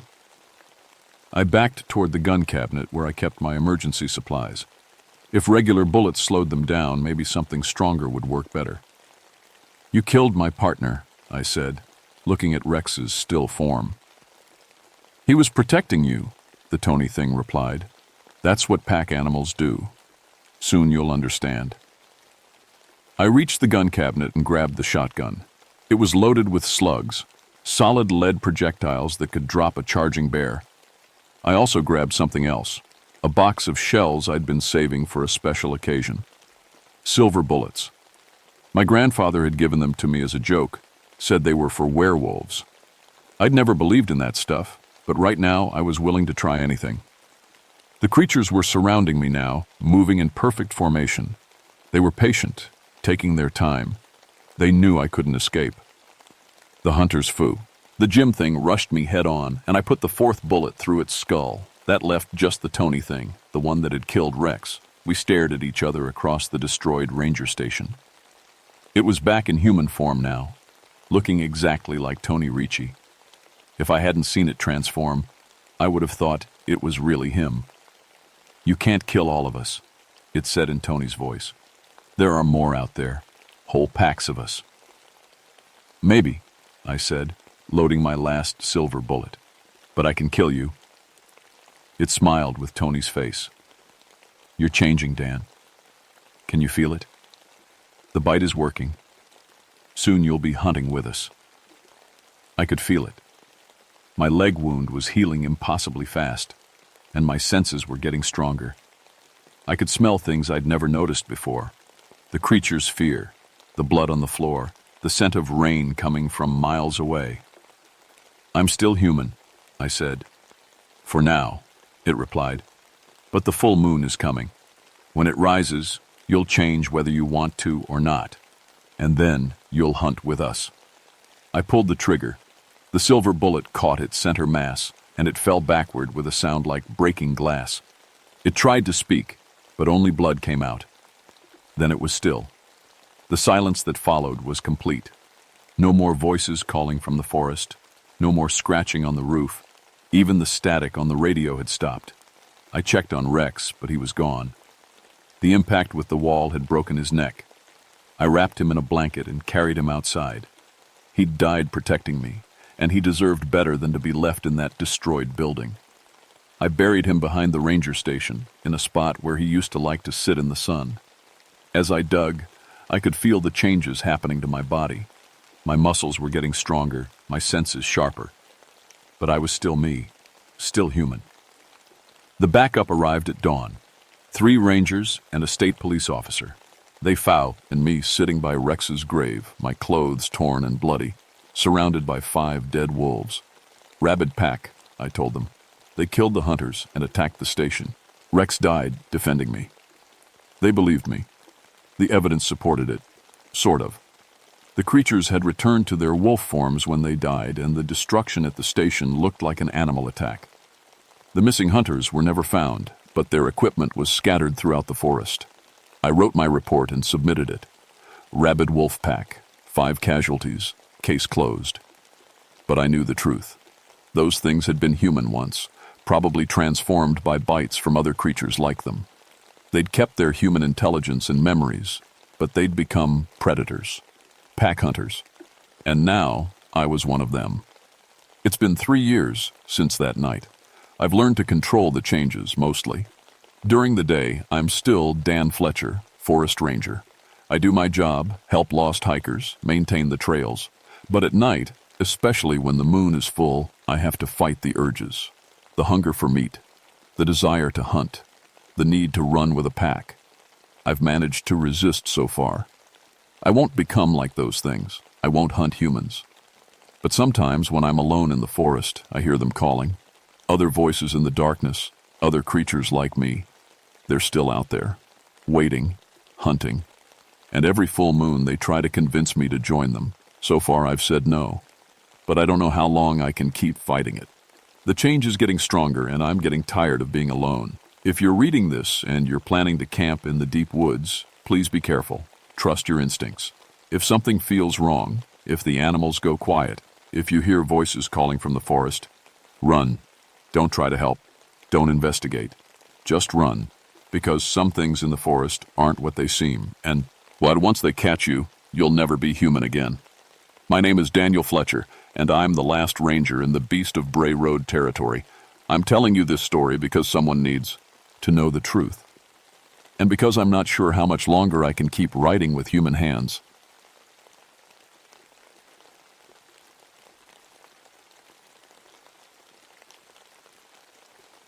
My name is Samuel Redfeather, and I've been watching for fires in these hills for 13 years. People call me Sam. I'm 36 years old, and I know every tree, every rock, every bird call in the Black Hills. My grandfather taught me to read the sky like a book, to smell smoke before it shows itself, to listen to what the wind is really saying. That August in 1976, I was heading up to the fire tower on Pine Ridge for a 10-day watch. The drought had been bad that summer, real bad. The forest was dry as old bones, and one spark could turn thousands of acres into ash. My job was simple: sit in that tower, watch the horizon, and radio in the first sign of trouble. The helicopter dropped me off at the base of the 100-foot steel tower. The pilot, a guy named Jake I'd worked with before, helped me unload my gear. "You sure you want to stay up here alone?" he asked, looking up at the tower that stretched into the blue sky. "It's pretty far from everything." I laughed. "Jake, I've been doing this since before you could drive. These hills are like my backyard." He shrugged and climbed back into the helicopter. "Radio check every morning at 8. If I don't hear from you, I'll come looking." I watched him fly away until he was just a black dot against the mountains. Then I climbed up the tower, step by step, carrying my supplies. The metal rungs were hot from the sun, and by the time I reached the top, sweat was dripping down my back. The tower's cabin was small but had everything I needed: a bed, a desk, my radio equipment, and windows on all sides that gave me a perfect view of the forest. I could see for miles in every direction. Green trees rolled away like a carpet, broken up by rocky ridges and small valleys. I set up my equipment and did my first radio check. Everything worked fine. The weather station said storms were coming in from the west, but that was still Dumos. Days away. For now, the sky was clear and blue. As the sun started to set, I made myself dinner on the small camping stove. Beans and rice, like always. I sat by the window and watched the shadows grow longer between the trees. This was my favorite time of day up here. The world got quiet, and I could think. That's when I noticed something strange. Usually, the evening is when you see the most birds. Hawks circling for one last hunt, owls starting to call, bats coming out to feed. But tonight, the sky was empty. Not one bird anywhere. I looked through my binoculars, scanning the treetops. Nothing. No movement at all. In 13 years of fire watching, I'd never seen the forest so still. Probably just the heat, I said to myself. Even the birds are too tired to fly. But deep down, something felt wrong. My grandfather used to say that when the animals act strange, it means something is coming. Something that doesn't belong. I tried to shake off the feeling. I was just tired from the long day. I'd been up since 4 a.m. and the heat was getting to me. I finished my dinner and got ready for bed. That's when I heard it. A sound like giant wings beating the air. Slow, powerful, like something huge was flying overhead. I grabbed my flashlight and stepped outside onto the tower platform. The sound was gone. The night was completely quiet. I pointed my flashlight up at the sky, but all I saw were stars. No clouds, no birds, nothing. I stood there for a long time, listening. The forest below was dark and silent. Not even a cricket was making noise. It was like the whole world was holding its breath. I went back inside and locked the door. I'd never locked the door before. There was no reason to, 30 miles from the nearest road. But tonight felt different. Tonight, I felt like something was watching me. I lay in bed, staring at the ceiling. Outside, the wind started to pick up, making the tower sway just a little. The metal creaked and groaned, sounds I'd heard 1,000 times before, but now they seemed louder, stranger. Just before I fell, asleep, I heard the wing beats again. This time, they were closer. The next morning, I woke up to find huge feathers scattered across the tower platform. They were black and gray with a strange shine to them like oil on water. I picked one up and held it to the light. It was bigger than any bird feather I'd ever seen. Bigger than an eagle's, bigger than a condor's. I knew every bird in these hills, had studied them since I was a kid. But this feather didn't match anything in my books. It was too big, too strange, and it felt wrong somehow, like it was too light for its size. I radioed down to the ranger station. "This is Sam up on Pine Ridge. I found some weird feathers up here, real big ones." "What kind of bird?" came the reply. "That's the thing. I don't think it's from any bird I know." There was a pause. "Probably just a big hawk. You know how the heat can make things look different." I looked at the feather again. It was 3 times bigger than any hawk feather. But I said, yeah, probably. The rest of the morning was normal. I did my weather reading, checked for smoke, made my reports. But I kept thinking about those feathers. I bagged them up and put them in my supply box. Maybe I'd show them to my grandfather when I got back. That afternoon, the radio started acting strange. Static would come and go for no reason. Sometimes I'd pick up voices that weren't on any frequency I knew. They sounded far away, like they were coming from very high up. Around sunset, I was making dinner when I heard voices from below. Real voices, not radio static. I looked down and saw 3 men walking through the trees toward the tower. They were from the mining operation about 5 miles south. I recognized one of them, Jake Thompson, the crew chief. "Hey, Sam," he called up. "We're heading back to camp. Wanted to check if you'd seen anything strange." I climbed down to meet them. Jake was a big man with a red beard, maybe 50 years old. He'd been working these hills for 20 years. The other 2 were younger guys I didn't know well. "Strange how?" I asked. "Animals acting weird," Jake said. "No birds around our camp. Deer won't come near the work site. Even the bugs are gone." "I noticed the same thing," I said. "Haven't seen a single bird since yesterday." One of the younger guys, a kid named Mike, looked nervous. "My grandmother always said when the animals leave, something bad is coming." Jake laughed. "Your grandmother watches too many scary movies. It's just the heat wave." But I could see Jake was worried too.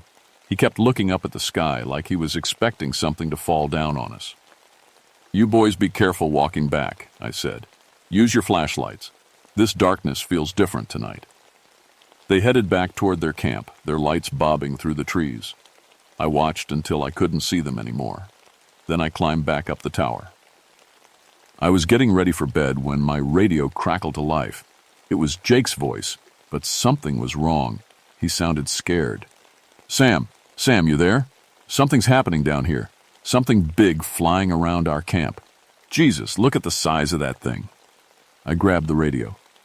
"Jake, what do you see?" It's huge.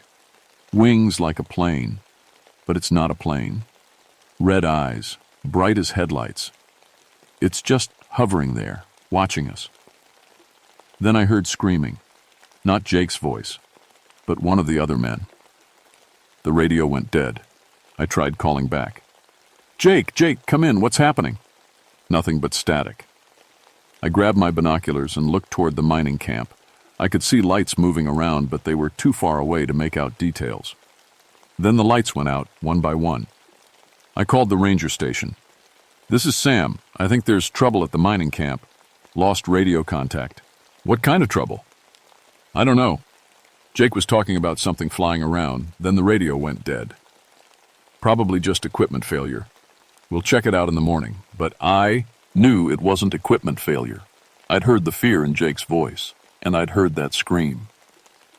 I spent the night watching the forest through my binoculars. No more lights from the mining camp. No movement at all. Just darkness and silence. Around 3 in the morning, I saw something that made my blood run cold. A shadow moving against the stars. Something with wings, but not like any bird. It was flying in slow circles around the mining camp like it was looking for something. I watched it for an hour before it finally disappeared into the darkness. When the sun came up, I tried the radio again. "Jake, this is Sam. You guys okay down there?" Silence. I called the ranger station and told them to send someone to check on the mining camp. Then I sat back and waited, staring at the forest below. Something was out there, something that didn't belong in these hills, and I had a feeling it wasn't done yet. The helicopter arrived at the mining camp just after noon. I watched through my binoculars as it circled the site, then landed. The pilot and a ranger got out and walked around the camp. Even from 5 miles away, I could see something was wrong by the way they moved, slow, careful, like they were looking at something they didn't want to see. My radio crackled. "Sam, this is Ranger Davis. We found the mining camp." I held my breath. "And?" "Jake Thompson is dead. Looks like he fell from a cliff, but..." Davis paused. "But there's no cliff near where we found him. It's like he was dropped from way up high." My hands were shaking as I held the radio. "What about the other 2 men?" "Gone. No sign of them anywhere. Their gear is still here, but they just vanished. I thought about the shadow I'd seen circling the camp, about Jake's voice on the radio talking about something with red eyes. I wanted to tell Davis what I'd heard, but I knew he wouldn't believe me.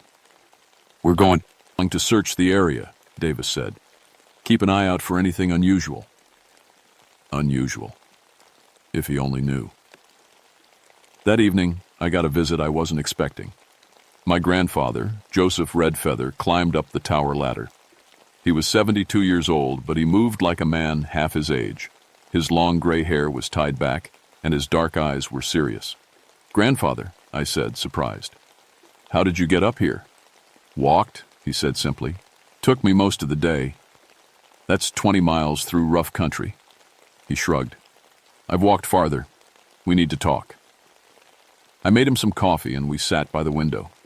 The sun was setting, turning the sky red and orange. "You found feathers," he said. It wasn't a question. I nodded and showed him the bag. He looked at the feathers but didn't touch them. "Thunderbird," he said quietly. "My grandfather told me about them. Said they came when the sacred places were disturbed." "Thunderbird?" "White men call it different names, but it's the same creature. It sees things that haven't happened yet. It comes to warn people, but they never listen." I thought about Jake's death. Warn them about what? Death. Big death. Many people. He looked at me with his serious eyes. "It showed you something, didn't it? In your dreams?" I had dreamed the night before. A dream about the town of Keystone, down in the valley. I'd seen buildings shaking, people running, smoke rising from the ground. But it was just a dream. "Maybe," I said. "Not maybe. It's trying to tell you something. The question is, will you listen?" He finished his coffee and stood up. "Be careful, grandson. The Thunderbird doesn't come for no reason." He climbed back down the ladder and disappeared into the darkness. I watched for his flashlight, but never saw one. It was like he just vanished into the forest. That night I couldn't sleep. Every time I closed my eyes, I saw that trees. Again. Buildings falling, people screaming, darkness spreading across the land. And in the middle of it all, something with red eyes watching everything happen. Around midnight, I heard the wing beats again. This time, they landed on the tower platform. The whole structure shook under the weight of whatever was out there. I grabbed my flashlight and slowly opened the door. It was there, standing on the platform, not 10 feet away from me. The creature was 7 feet tall, with wings that stretched at least 10 feet on each side. Its body was covered in dark feathers, but its face was almost human. Almost. The eyes were what got me. They glowed red in the darkness, bright as car headlights, and they seemed to look right into my soul. We stared at each other for what felt like hours. I couldn't move, couldn't speak. The creature tilted its head, studying me like I was some kind of puzzle it was trying to solve. Then it spoke, not with words, but directly into my mind. I saw images, feelings, knowledge that wasn't mine. I saw the town of Keystone 3 days from now. I saw the old mine shaft under the town collapsing. I saw the ground opening up, swallowing buildings, killing dozens of people. I saw the date, August 15th, 2 days away. The creature spread its wings and took off, disappearing into the night. I stood there shaking, not sure if what I'd seen was real or just my imagination going crazy. But deep down, I knew it was real, and I knew I had to do something about it. I called the ranger station, but they'd signed off for the night. I tried the sheriff's office in Keystone, but they just laughed when I told them about my dream. "Look, Sam," the deputy said, "I know you've been up in that tower alone for a while. The isolation can get to you. Why don't you come down for a few days?" I hung up on him. Nobody was going to believe me. But I'd seen what was coming. I'd seen those people die. And somehow, I had to stop it. I spent the rest of the night planning. If I couldn't convince anyone with words, maybe I could find another way. Maybe I could get them to evacuate the town for some other reason. But first, I had to know for sure. I had to see if the creature's vision was real. The next morning, I called my supervisor and told him I was coming down. It was against procedure to leave the tower during fire season, but I didn't care. I had to get to Keystone. I had to try to save those people, even if it meant nobody would ever believe me again. I climbed down from the tower that morning, leaving my post for the first time in 13 years. The forest was still dead quiet as I hiked the 30 miles to the nearest road. No birds, no insects, nothing. Just the sound of my boots on the dry ground and my heart beating too fast. By the time I reached Keystone that evening, I had a plan. If I couldn't convince people with the truth, I'd have to lie. I went straight to the sheriff's office. "Sheriff Morrison," I said, "I need to talk to you about the old mine under the town." He looked up from his paperwork. He was a heavy-set man with gray hair and tired eyes. "What about it?" "I've been doing some research up in the tower, reading old mining reports. That shaft under Main Street isn't stable. The drought has been drying out the support beams. I think it might collapse." He leaned back in his chair. "Sam, that mine's been closed for 40 years. The entrance is sealed. But the tunnels are still there, right under the bank, the diner, the hotel. If it collapses... Look, I know you mean well, but we can't evacuate the whole town based on a feeling." I tried for 2 hours to convince him. Told him about ground shifting, about weird sounds, about anything I could think of except the truth. He wouldn't listen. I spent the night in the hotel, lying in bed and staring at the ceiling. Tomorrow was August 15th. The creature had shown me it would happen in the afternoon. I had maybe 12 hours to save lives. The next morning, I tried a different approach. I went to the bank, the diner, the shops on Main Street. I told everyone I could find about gas leaks, about structural problems, about anything that might make them leave their buildings. Most people just looked at me like I was crazy. A few listened, but not enough. Not nearly enough. By noon, I was desperate. I stood in the middle of Main Street and started yelling about a bomb threat. That got people's attention, but it also got me arrested. Sheriff Morrison locked me up in the town jail. "Sam, you need help," he said. "All this talk about disasters and evacuations. Maybe you should see a doctor." I sat in that cell, watching the clock on the wall. 1 o'clock. 2 o'clock. According to the vision, it would happen at 3:30. At 3:15, the creature appeared in my cell. It walked right through the bars like they weren't there. Up close, I could see its face clearly. It was almost human, but the eyes were too big, too bright, and there was something ancient about it, something that had seen too much pain. It spoke into my mind again, not words, but understanding. It had been trying to warn people for years, maybe centuries, appearing before disasters, showing people what was coming. But nobody ever listened. Nobody ever believed. It showed me other times, other places. A bridge in West Virginia, where it had tried to warn people about a collapse. A town in Mexico, where it had appeared before an earthquake. Always the same pattern. Always the same result. People died because they couldn't accept the truth. The creature touched my forehead with one long finger. Suddenly, I could see everything. Not just the mine collapse, but all the other disasters coming. Floods, fires, accidents, deaths. I saw them all, stretching out into the future like a river of pain. It was showing me its burden, the weight of knowing what was coming and being powerless to stop it. At exactly 3:30, the ground started to shake.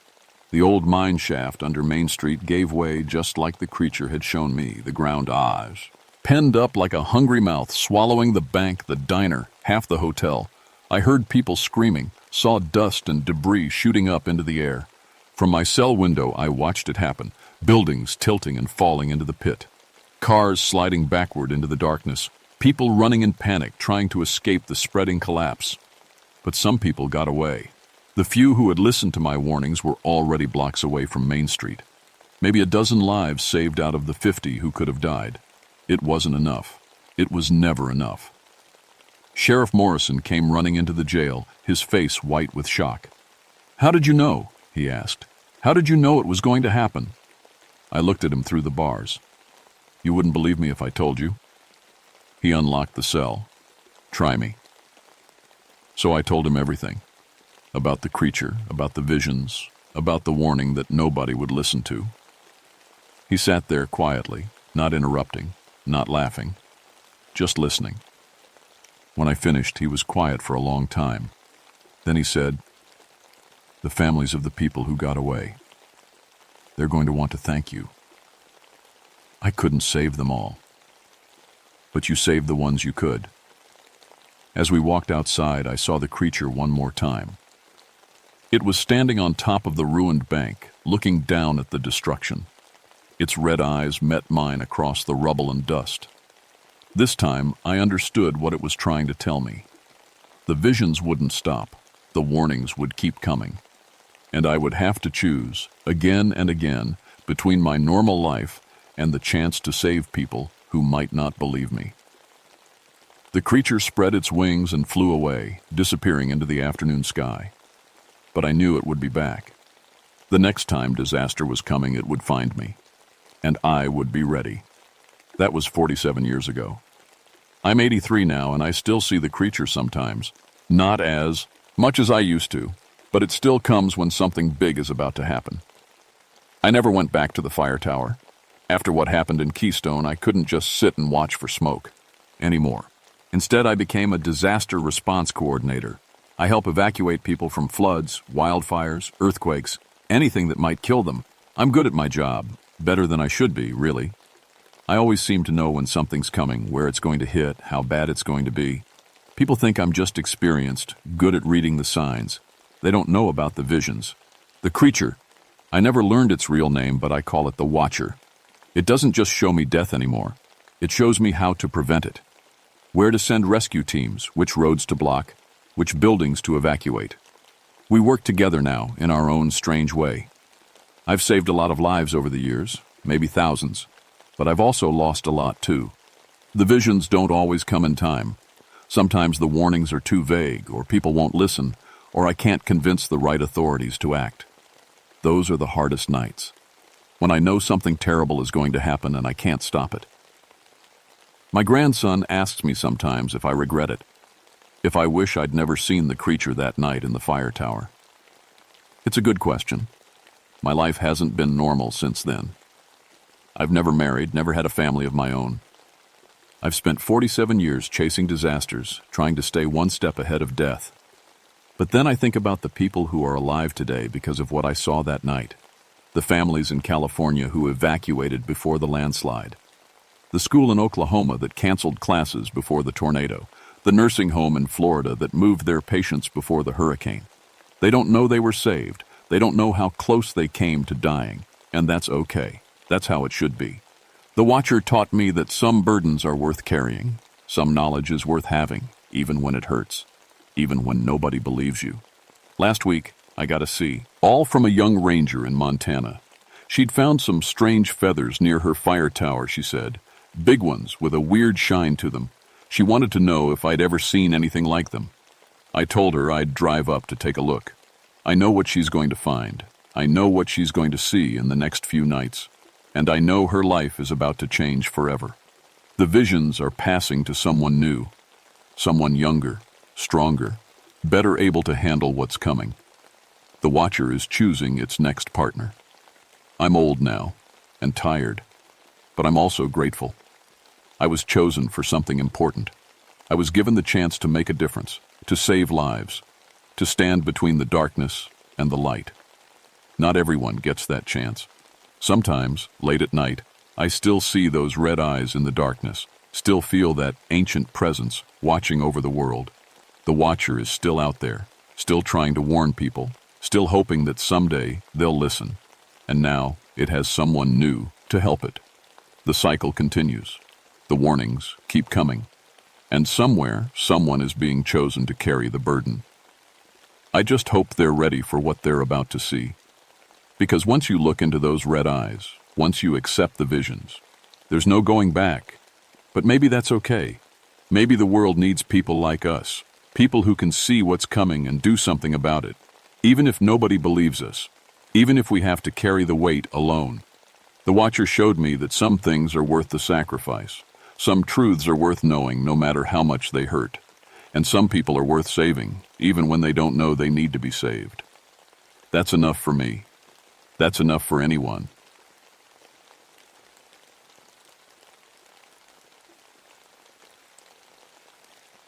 My name is Marcus Thibodeau, and I've been a park ranger for 18 years.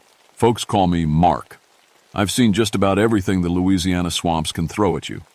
Gators big enough to swallow a dog whole, water moccasins thick as your arm, and storms that'll tear cypress trees right out of the ground. But nothing, and I mean nothing, prepared me for what I found in the deep waters of Caddo Lake that July. It was 1974, hottest summer on record. The air hung thick as syrup, and even at dawn the thermometer was pushing 90 degrees. I'd been working the Caddo Lake area for most of my career, knew every channel and backwater like the lines on my palm. My daddy was Cajun, born and raised in these swamps, and he'd taught me to read the water like other folks read newspapers. That morning, I got the call about the missing family. Bob Landry, his wife Susan, and their 2 teenagers, Mike and Lisa. They'd gone out fishing 3 days before and never came back. Their boat was found floating empty near the Spanish moss curtains of Stumpy Lake, fishing gear scattered like they'd left in a hurry. I fired up my airboat and headed out into the maze of cypress and tupelo. The Caddo Lake system stretches for miles, part Texas, part Louisiana, with more hidden channels than a man could explore in a lifetime. The trees grow right up out of the water, their roots twisted and gnarled like arthritic fingers. Spanish moss drapes everything like funeral shrouds. As I navigated the narrow channels, I thought about what old Claude Boudreau had told me at the marina. Claude was 80 if he was a day, been fishing these waters since he was knee-high to a grasshopper. He'd grabbed my arm with his weathered hand and said, "Mark, you be careful out there. Something big been moving in the deep water. Fish ain't biting, birds ain't singing. Even the gators seem spooked." I'd laughed it off, and Claude was known for his tall tales, especially after a few beers. But as I pushed deeper into the swamp, I noticed he was right about one thing. It was too quiet. No turtles sunning on logs, no herons stalking the shallows. Even the ever-present chorus of frogs had fallen silent. The heat was brutal. Sweat poured down my face despite the shade of the cypress canopy. The air felt thick enough to chew, heavy with the smell of rotting vegetation and stagnant water. My uniform stuck to my back like a second skin. I'd been in these swamps through plenty of summers, but this felt different. Wrong somehow. I found the Landry boat tied up to a cypress knee about 2 miles from where they'd planned to fish. The cooler was still there, ice long melted, sandwiches turning green with mold. Beer cans floated in the bilge water, but no sign of the family. What bothered me most was how neat everything looked. If they'd been surprised by a storm or had engine trouble, there would have been more mess. This looked like they'd just left. All 4 of them at the same time, leaving everything behind. I called it in on my radio, but the signal was weak under the thick canopy. Static crackled through the dispatcher's voice. "Search and rescue team. 6 hours. Stay in position." 6 hours. In this heat, with the sun beating down and the humidity climbing, it felt like a lifetime. I secured the Landry boat and started examining the area more carefully. That's when I saw the first print. It was in the mud on a small island about 50 yards from where the boat was tied. At first glance, it looked almost human. 5 fingers about the right size, but something was off. The fingers were too long, stretched out like they'd been pulled, and between them, I could see the faint impressions of webbing. I knelt down for a closer look, my heart starting to beat a little faster. The print was huge, easily 12 inches from wrist to fingertip, and there, clear as day, was an opposable thumb. Whatever made this track had hands that could grip things, use tools. I looked around for more prints, but the ground was too hard in most places. Still, I found 2 more partials, both showing the same webbed fingers. My rational mind tried to make sense of it. Maybe a really big snapping turtle? But turtles don't have opposable thumbs. An alligator? Wrong shape entirely. As I stood up, brushing the mud off my knees, I heard something that made my blood run cold. A sound like breathing, but underwater. Long, slow bubbles rising to the surface somewhere nearby. I turned toward the sound, but all I saw was the dark water reflecting the cypress trees. The breathing sound came again, closer this time. But there was nothing there, just the still black water and the oppressive heat pressing down like a weight on my chest. The sun climbed higher, turning the swamp into a furnace. I'd been searching for 3 hours when my airboat engine started acting up. It would run fine for a few minutes, then sputter and die. Each time I got it started again, it ran worse than before. I checked the fuel line and found something that made my skin crawl. The gas was contaminated with some kind of thick green algae. But not just any algae. This stuff was unlike anything I'd seen before. It moved in the tank like it was alive, pulsing with a rhythm that reminded me of breathing. While I was trying to clean the fuel system, I heard a splash behind me. I turned around just in time to see ripples spreading across the water. Big ripples, like something the size of a car had just submerged. But I hadn't seen anything break the surface. I grabbed my binoculars and scanned the water. Nothing. Just the endless maze of cypress trunks and hanging moss. But the ripples kept coming, one after another, moving in a straight line toward me. That's when I saw it. Just for a second, maybe less. A shape under the water, maybe 30 feet away. It was big, easily the size of a man, but moving through the water like a fish. Too fast to be human, too purposeful to be a log or debris. My hand shook as I focused the binoculars on the spot where I'd seen the shape. The water was too murky to see more than a few feet down, but I could swear something was down there, watching me. I got the engine running again and decided to check the area where the family had planned to fish. It was a deep hole near the old Spanish bridge ruins, a place where the water dropped off to maybe 15 feet. The locals called it the Hole and claimed it was connected to underwater caves. As I approached, I noticed something that made my stomach turn. The water around the hole was a different color, darker, with an oily sheen that reflected the sunlight in rainbow patterns. And the smell, it was like nothing I'd ever encountered. Sweet and rotten at the same time, with an underlying fishiness that made me want to gag. I cut the engine and let the airboat drift closer. That's when I saw Bob Landry. He was floating face down about 10 feet from the boat, his fishing vest inflated but torn. I used my gaff hook to pull him closer, my hands trembling as I turned him over. His face was pale and bloated, but what really got to me were his eyes. They were wide open, filled with terror, like he'd seen something that had scared him to death. But here's the thing that still keeps me awake at night. His lungs were full of water, but there were no signs of drowning. No foam around his mouth, no struggle marks on his body. It was like he'd just accepted it, like he'd opened his mouth and let the water in. I was trying to get Bob into the boat when I heard Susan screaming.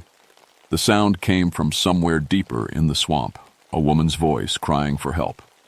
I left Bob floating and fired up the engine, following the sound through a narrow channel I'd never explored before, the cypress trees pressed in on both sides, their branches scraping against the boat. The screaming stopped just as I reached a small lagoon. The water here was even darker, almost black, and so, still it looked like glass.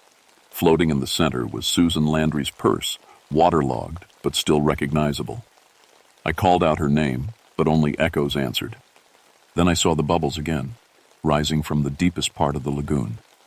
Not like air bubbles from a person drowning, but big, regular bubbles, like something was breathing down there. I had diving gear in the boat, basic stuff, but enough to go down maybe 20 feet. Every instinct told me not to go into that water, but Susan might still be alive. I had to try. The water was warm as blood and so murky I couldn't see my own hands. I followed the anchor line down, my heart pounding so hard I was sure it would give me away to whatever was down there. At about 15 feet, my light caught something that made me nearly choke on my regulator. It was a cave entrance, maybe 6 feet wide, carved into what looked like solid rock. But the edges were too smooth, too regular. This wasn't natural. Something had made this tunnel, something with tools and intelligence. I swam closer, my light probing the darkness. The tunnel stretched back further than my beam could reach, and I could feel a current flowing out of it. Warm water, carrying that same sweet, rotten smell I'd noticed above. That's when I saw the hand. It shot out of the tunnel so fast I barely had time to register it. Webbed fingers, pale as a fish belly, grabbed for my ankle. I kicked hard and swam up, not caring about decompression, just needing to get away from whatever was down there.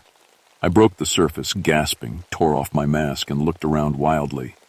The lagoon was still as glass, but now I could see shapes moving beneath the surface. Big shapes, circling like sharks. I started the engine and got out of there, but as I left, I heard something that will haunt me forever.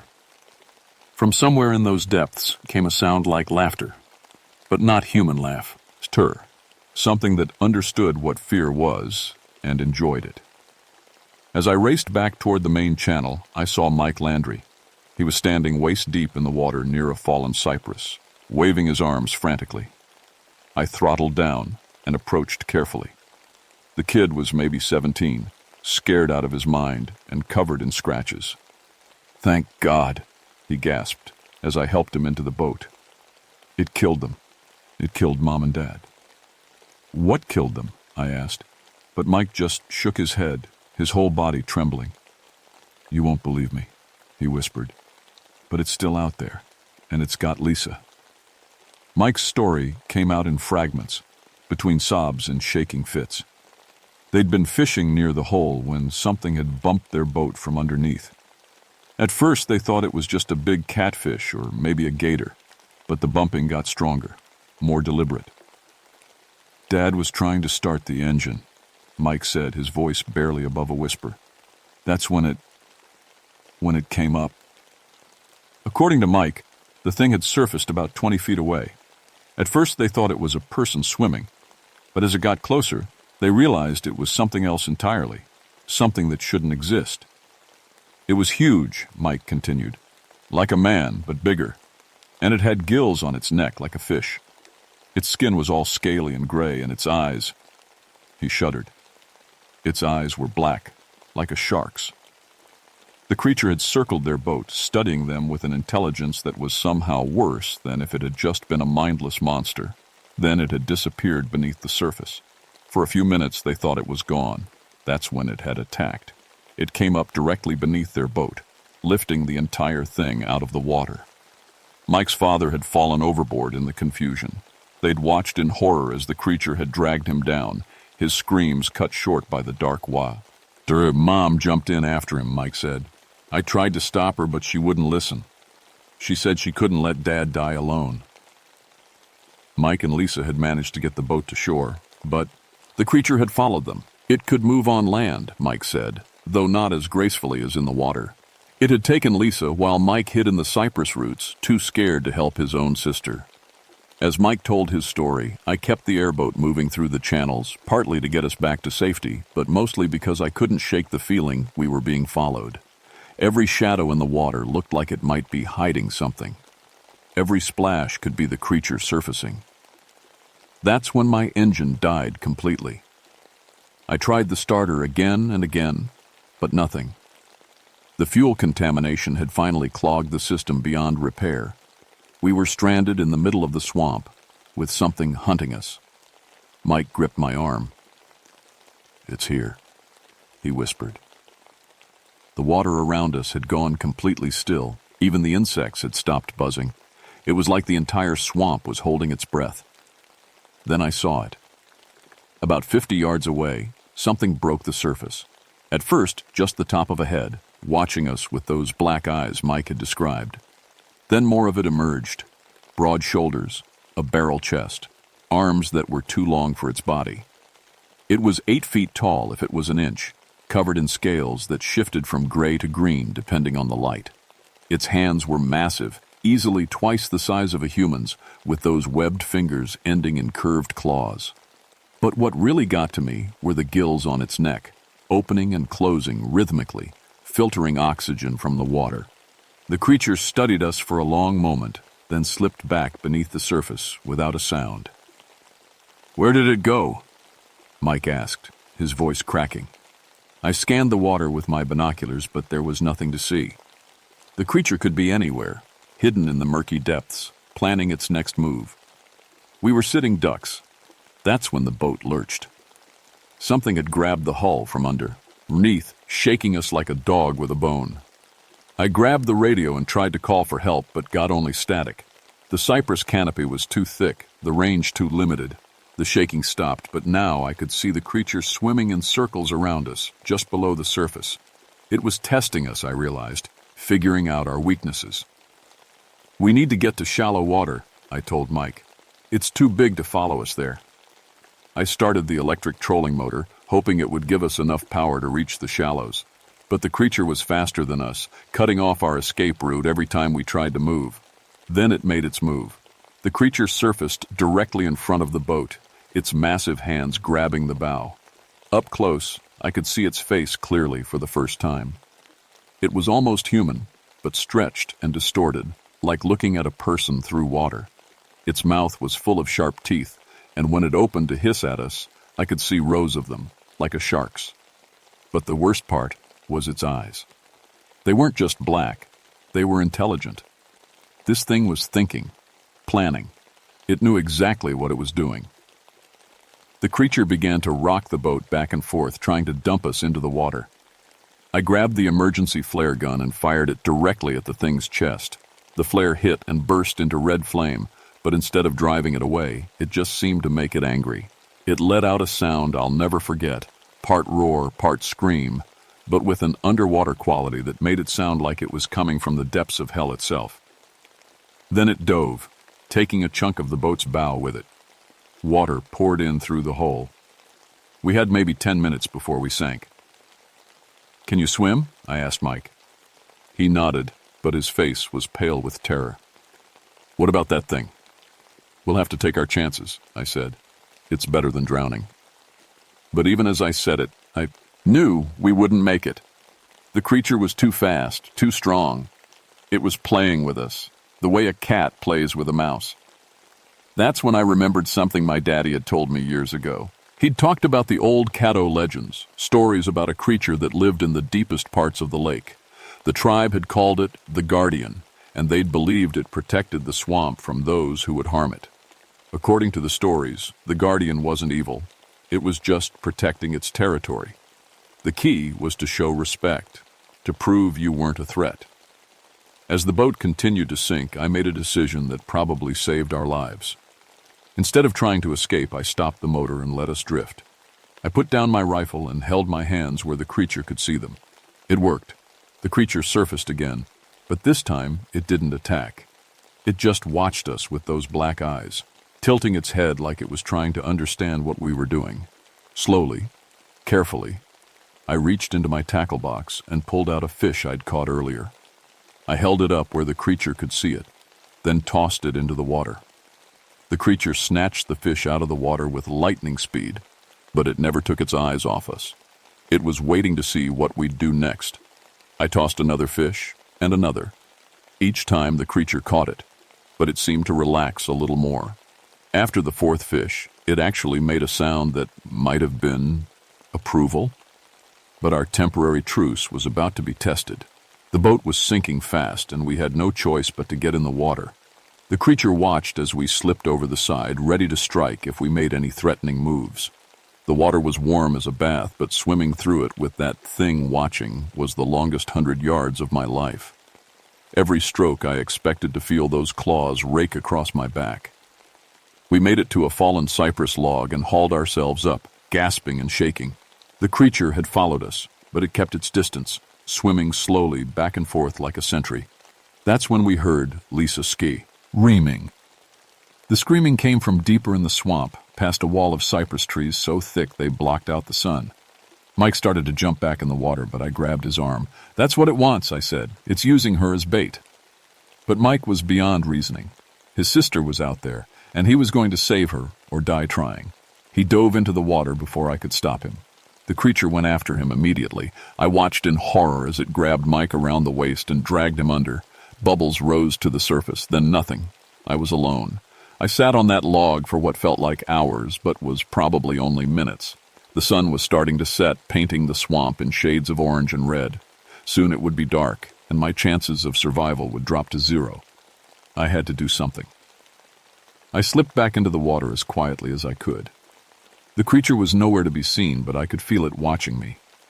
Every shadow could be hiding 8 feet of scaled death. I swam toward the sound of Lisa's voice, using the cypress roots for cover.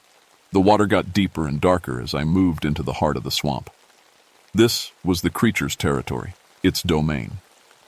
I found Lisa in a small lagoon surrounded by standing cypress. She was clinging to a root, barely keeping her head above water. Her clothes were torn and she had claw marks on her arms, but she was alive. "Lisa," I called softly, "I'm here to help." She looked at me with wild eyes. "Don't come any closer," she whispered. "It's down there. It's been playing with me, pulling me under and letting me up. I think it's enjoying it." As if her words had summoned it, the creature rose from the depths. But this time, it wasn't alone. There were others with it, smaller versions of the same species, maybe juveniles. A whole family of them, living in the hidden depths of Caddo Lake. The largest one, the On, so I'd been dealing with all day, swam closer. Up close, I could see scars on its hide, old wounds from fights with alligators maybe, or other predators. This thing had been the king of this swamp for a long time. It looked at me with those intelligent black eyes, and I realized something that chilled me to the bone. This wasn't just about territory. This was personal. The creature had been watching humans for years, maybe decades. It had learned to hate us. "What do you want?" I asked, feeling foolish for talking to a monster. The creature tilted its head, then did something that nearly made me faint. It spoke. The voice was like water over gravel, barely recognizable as speech. But the words were clear enough. "Leave my home." "We will," I promised. "Just let the girl go." The creature considered this, then shook its massive head. "Too late. You know." It was right. We'd seen too much. Even if we promised to keep quiet, the creature couldn't risk exposure. It had probably been living in these waters since before the first settlers arrived, maybe longer. We were a threat to its entire species. But then I remembered something else my daddy had told me. The Caddo hadn't just feared the Guardian. They'd respected it. They'd made a pact with it, agreeing to protect its territory in exchange for safe passage through the waters. "What if we made a deal?" I said. "Like the old days with the Caddo." The creature's eyes narrowed. It understood more than I'd given it credit for. "I'm a ranger," I continued. "I protect this swamp. I could make sure people stay away from your territory. Keep your secret." The creature swam closer, and I could smell its breath, like rotting fish and swamp gas. It was deciding whether to trust me or kill me. Finally, it spoke again. "Prove it." "How?" Instead of answering, the creature dove. A moment later, it surfaced with something that made my heart stop. Mike's body. The kid was unconscious, maybe dead, but the creature held him gently, almost protectively. "Choose," the creature said. "Him or her." It was as an impossible choice. Save Mike or save Lisa. I couldn't do both. The creature would never let me. This was its test, its way of proving I understood the price of making a deal with a monster. I looked at Lisa, still clinging to the cypress root, her eyes pleading with me. Then I looked at Mike, floating unconscious in the creature's arms. They were both just kids, both deserving of life. But I also understood what the creature was really asking. It wasn't just about choosing who lived and who died. It was about accepting the responsibility that came with knowledge. If I made this deal, I'd be bound to it for the rest of my life. I'd be the guardian of the guardian. "I'll take the deal," I said, "but I want both of them. I'll protect your territory, keep your secret, make sure no one bothers you again. But you let them both go." The creature studied me for a long moment, then slowly nodded. "You understand. Good." It brought Mike to the surface and pushed him toward me. The kid was breathing, barely, but alive. I helped him to the cypress root where Lisa was waiting. "Thank you," I whispered. The creature was already sinking back into the depths, but its voice reached me one last time. Remember, the deal. Then it was gone, leaving only ripples on the dark water. It took us 3 hours to find our way back to the main channel. Mike was in and out of consciousness, mumbling about things under the water. Lisa hadn't spoken since we'd pulled her from the lagoon. Both kids were in shock, their minds trying to process what they'd experienced. A search and rescue team found us just after midnight. They'd been looking for us since my radio went silent. The official report said the Landry family had died in a boating accident, capsized in rough weather, bodies swept away by the current. Mike and Lisa were listed as survivors suffering from exposure and trauma. No bones. Di questioned the story.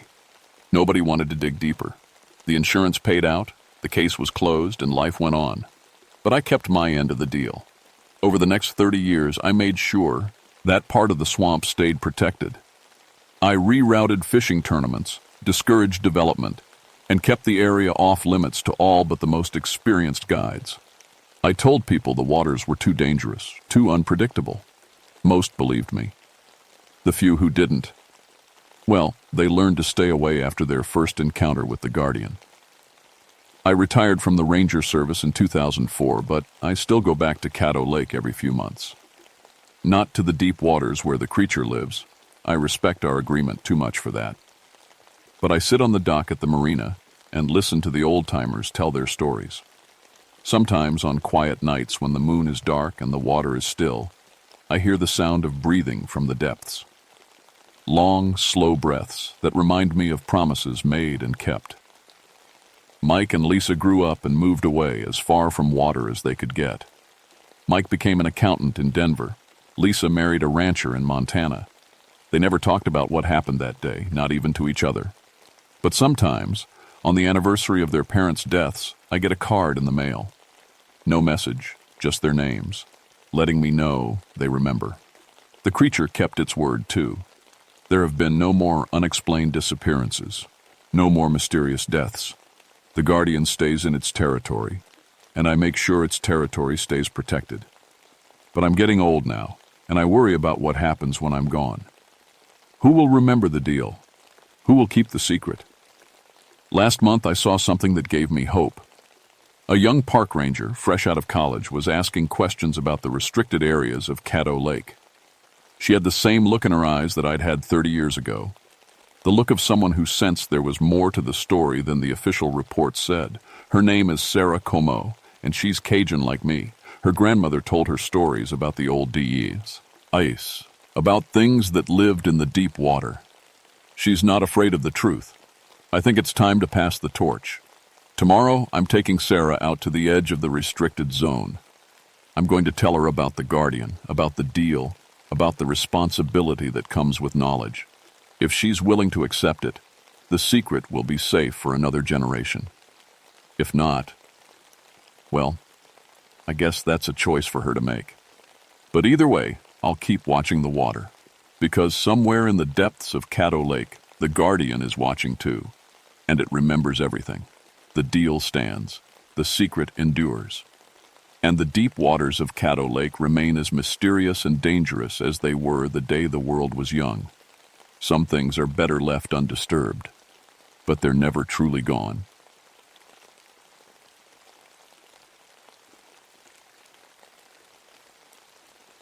My name is Jonathan Hartwell, and I've been a park ranger in the Pine Barrens for 10 years. People call me John. I'm 33 now, and I thought I'd seen everything these woods could throw at me. Boy, was I wrong. Most folks think being a ranger is just about giving directions to lost hikers and putting out campfires. But I've always been drawn to the weird stuff, the unexplained sightings, the strange reports, the old stories that won't die. I spent years studying every Jersey Devil case I could find, thinking I could finally debunk the legend once and for all. The Pine Barrens are huge, over 1 million acres of twisted pines, sandy roads, and forgotten places. It's easy to get lost out here, even for someone like me who knows these woods like the back of my hand. There are places where your GPS doesn't work, where your phone gets no signal, where the trees seem to whisper secrets from another time. Leeds Point is one of those places, deep in the heart of the Barrens, where the old Leeds cabin used to stand before it burned down 200 years ago. That's where Mother Leeds cursed her 13th child, where the legend says the Jersey Devil was born in 1735. I'd been there dozens of times, always looking for proof that it was all just folklore. In October of 1988, we got a call that changed everything. A team of paranormal investigators had gone missing near Leeds Point. Dr. Sarah Mitchell, the team leader, was supposed to check in every 12 hours. She was smart, careful, experienced. When 24 hours passed without contact, we knew something was wrong. The team had been investigating reports of increased Jersey Devil activity. Local hunters were finding dead animals torn apart in ways that didn't make sense. Campers reported seeing glowing red eyes in the darkness. The Pine Barrens were buzzing with stories, and Dr. Mitchell's team wanted to get to the bottom of it. I volunteered to lead the search. I knew the area better than anyone, and I had the right equipment. EMF detectors, night vision gear, recording devices. I even brought some items that most rangers don't carry. Blessed silver bullets, holy water. Things I'd collected over the years just in case the stories turned out to be true. The weather that October was strange. It was unseasonably warm, with thick fog rolling in from the coast. The air felt electric, like a storm was always just about to break. The trees seemed restless, their branches moving even when there was no wind. Animals were acting weird too. Dogs wouldn't go near the area, and the usual forest sounds were missing. As I drove down the sandy road toward Leeds Point, I couldn't shake the feeling that I was being watched. The deeper I went into the Barrens, the more the normal world seemed to fade away. This wasn't just another search and rescue. Something was waiting for me out there in the darkness. I parked my truck about a quarter mile from the old cabin ruins. The fog was so thick I could barely see 10 feet ahead. I grabbed my gear and started walking, following the beam of my flashlight through the twisted pines. The silence was complete. No birds, no insects, nothing but the sound of my boots on the sandy ground. That's when I saw the first sign that something was terribly wrong. The paranormal team's equipment was scattered everywhere around the ruins of the old Leeds cabin. Cameras, recording devices, EMF detectors, all of it just thrown around like someone had panicked and run. But there were no signs of the team themselves. I knelt down to examine one of the cameras. The lens was cracked, but the device still worked. When I played back the footage, I saw Dr. Mitchell's face, excited and focused. "We're getting incredible readings," she said in the video. "The EMF levels are off the charts. It's like something massive is interfering with..." The recording cut to static. I tried my radio to call for backup, but all I got was white noise. My cell phone showed no bars. Even my GPS was spinning wildly, unable to get a fix on my location. Every piece of electronic equipment was going crazy. That's when I noticed the trees. All around the cabin ruins, the pine trees were dying. Their needles had turned brown and were falling like snow. The bark was cracked and oozing some kind of dark sap. The smell was terrible, like sulfur mixed with rotting meat. I'm not easily spooked, but this was different. In all my years in the Barrens, I'd never seen anything like this. It was as if the land itself was sick. I started following a trail of disturbed earth away from the cabin.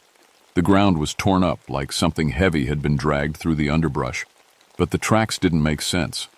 They started as hoof prints, deep cloven marks in the sand. But then, about 20 feet along the trail, they changed. The hoof prints became claw marks, long and sharp, like nothing I'd ever seen. I followed the trail for another 100 yards before I found Dr. Sarah Mitchell. She was hanging from an old iron fence that surrounded a forgotten cemetery. But she wasn't just hanging, she was impaled on the fence spikes, her body twisted at an impossible angle.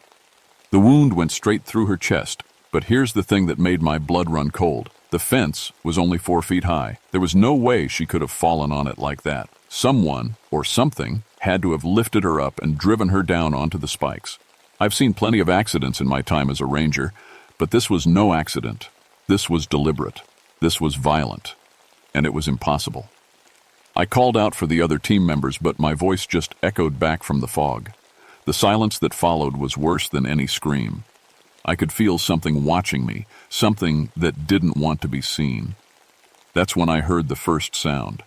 It started as a low rumble, like distant ant thunder. But thunder doesn't last for 30 seconds without stopping. Thunder doesn't seem to come from all directions at once, and thunder definitely doesn't sound like it's laughing. I grabbed my EMF detector. The needle was pinned all the way to the right. My Geiger counter was clicking so fast it sounded like radio static. Every instrument I had was going insane, like I was standing next to a nuclear reactor. The temperature dropped 20 degrees in about 10 seconds. I could see my breath in the suddenly frigid air. The fog began to swirl in patterns that didn't follow any wind. And somewhere in that swirling mist, I saw a shape. It was tall, maybe 8 feet, with wings that stretched even wider. The head was wrong, too long, like a horse's head but twisted into something nightmarish. And the eyes glowed red like hot coals. I blinked, and it was gone. But I knew it had been there. I knew it had been watching me. And I knew that Dr. Mitchell's team hadn't just disappeared. They'd been taken. I started backing toward my truck, keeping my flashlight beam sweeping left and right. The fog seemed to follow me, reaching out with ghostly fingers. Every shadow could be hiding something. Every sound could be the last thing I ever heard. I was almost back to the truck when I heard the screaming. It wasn't human. It couldn't be human. It was the sound of pure rage and hunger, echoing through the pine barrens like the cry of something that had crawled out of hell itself. I ran. I didn't sleep that night. I couldn't. Every time I closed my eyes, I saw those red, glowing eyes staring at me through the fog. I kept telling myself it was just my imagination, just the stress of finding Dr. Mitchell's body. But deep down, I knew better. The next morning, I went back to Leeds Point with backup. 3 other rangers came with me, along with 2 state police officers. We found Tom Bradley about 50 yards from where Dr. Mitchell had died. I've seen bear attacks. I've seen what happens when someone falls into industrial machinery, but I've never seen anything like what was left of Tom Bradley. His body was torn apart and scattered across nearly an acre of forest. The pieces were arranged in a pattern, like some kind of sick ritual. The state police wanted to call it an animal attack, but I knew better. No animal could have done this. No animal would have arranged the pieces in a perfect circle around a dead pine tree. That's when I started researching the Leeds family history. I spent 3 days in the local library, digging through old records and newspaper clippings. What I found made my blood run cold. The Leeds family hadn't just lived in the Pine Barrens. They'd practiced dark magic here. Mother Leeds wasn't just some poor woman who cursed her 13th child. She was part of a coven that had been trying to summon something from another dimension. And in 1735, they'd succeeded. The Jersey Devil wasn't just a monster. It was a demon, bound to the Leeds bloodline by an ancient curse. For over 200 years, it had been trapped in the Pine Barrens, feeding on fear and death, growing stronger with each kill. I went back to Leeds Point alone, armed with this new knowledge. I brought more than just my usual equipment this time. I had holy water, blessed silver bullets, and an old book of protective spells I'd bought from a used bookstore in Philadelphia. I found Alex Rivera at sunset. He was still alive when I found him, but barely.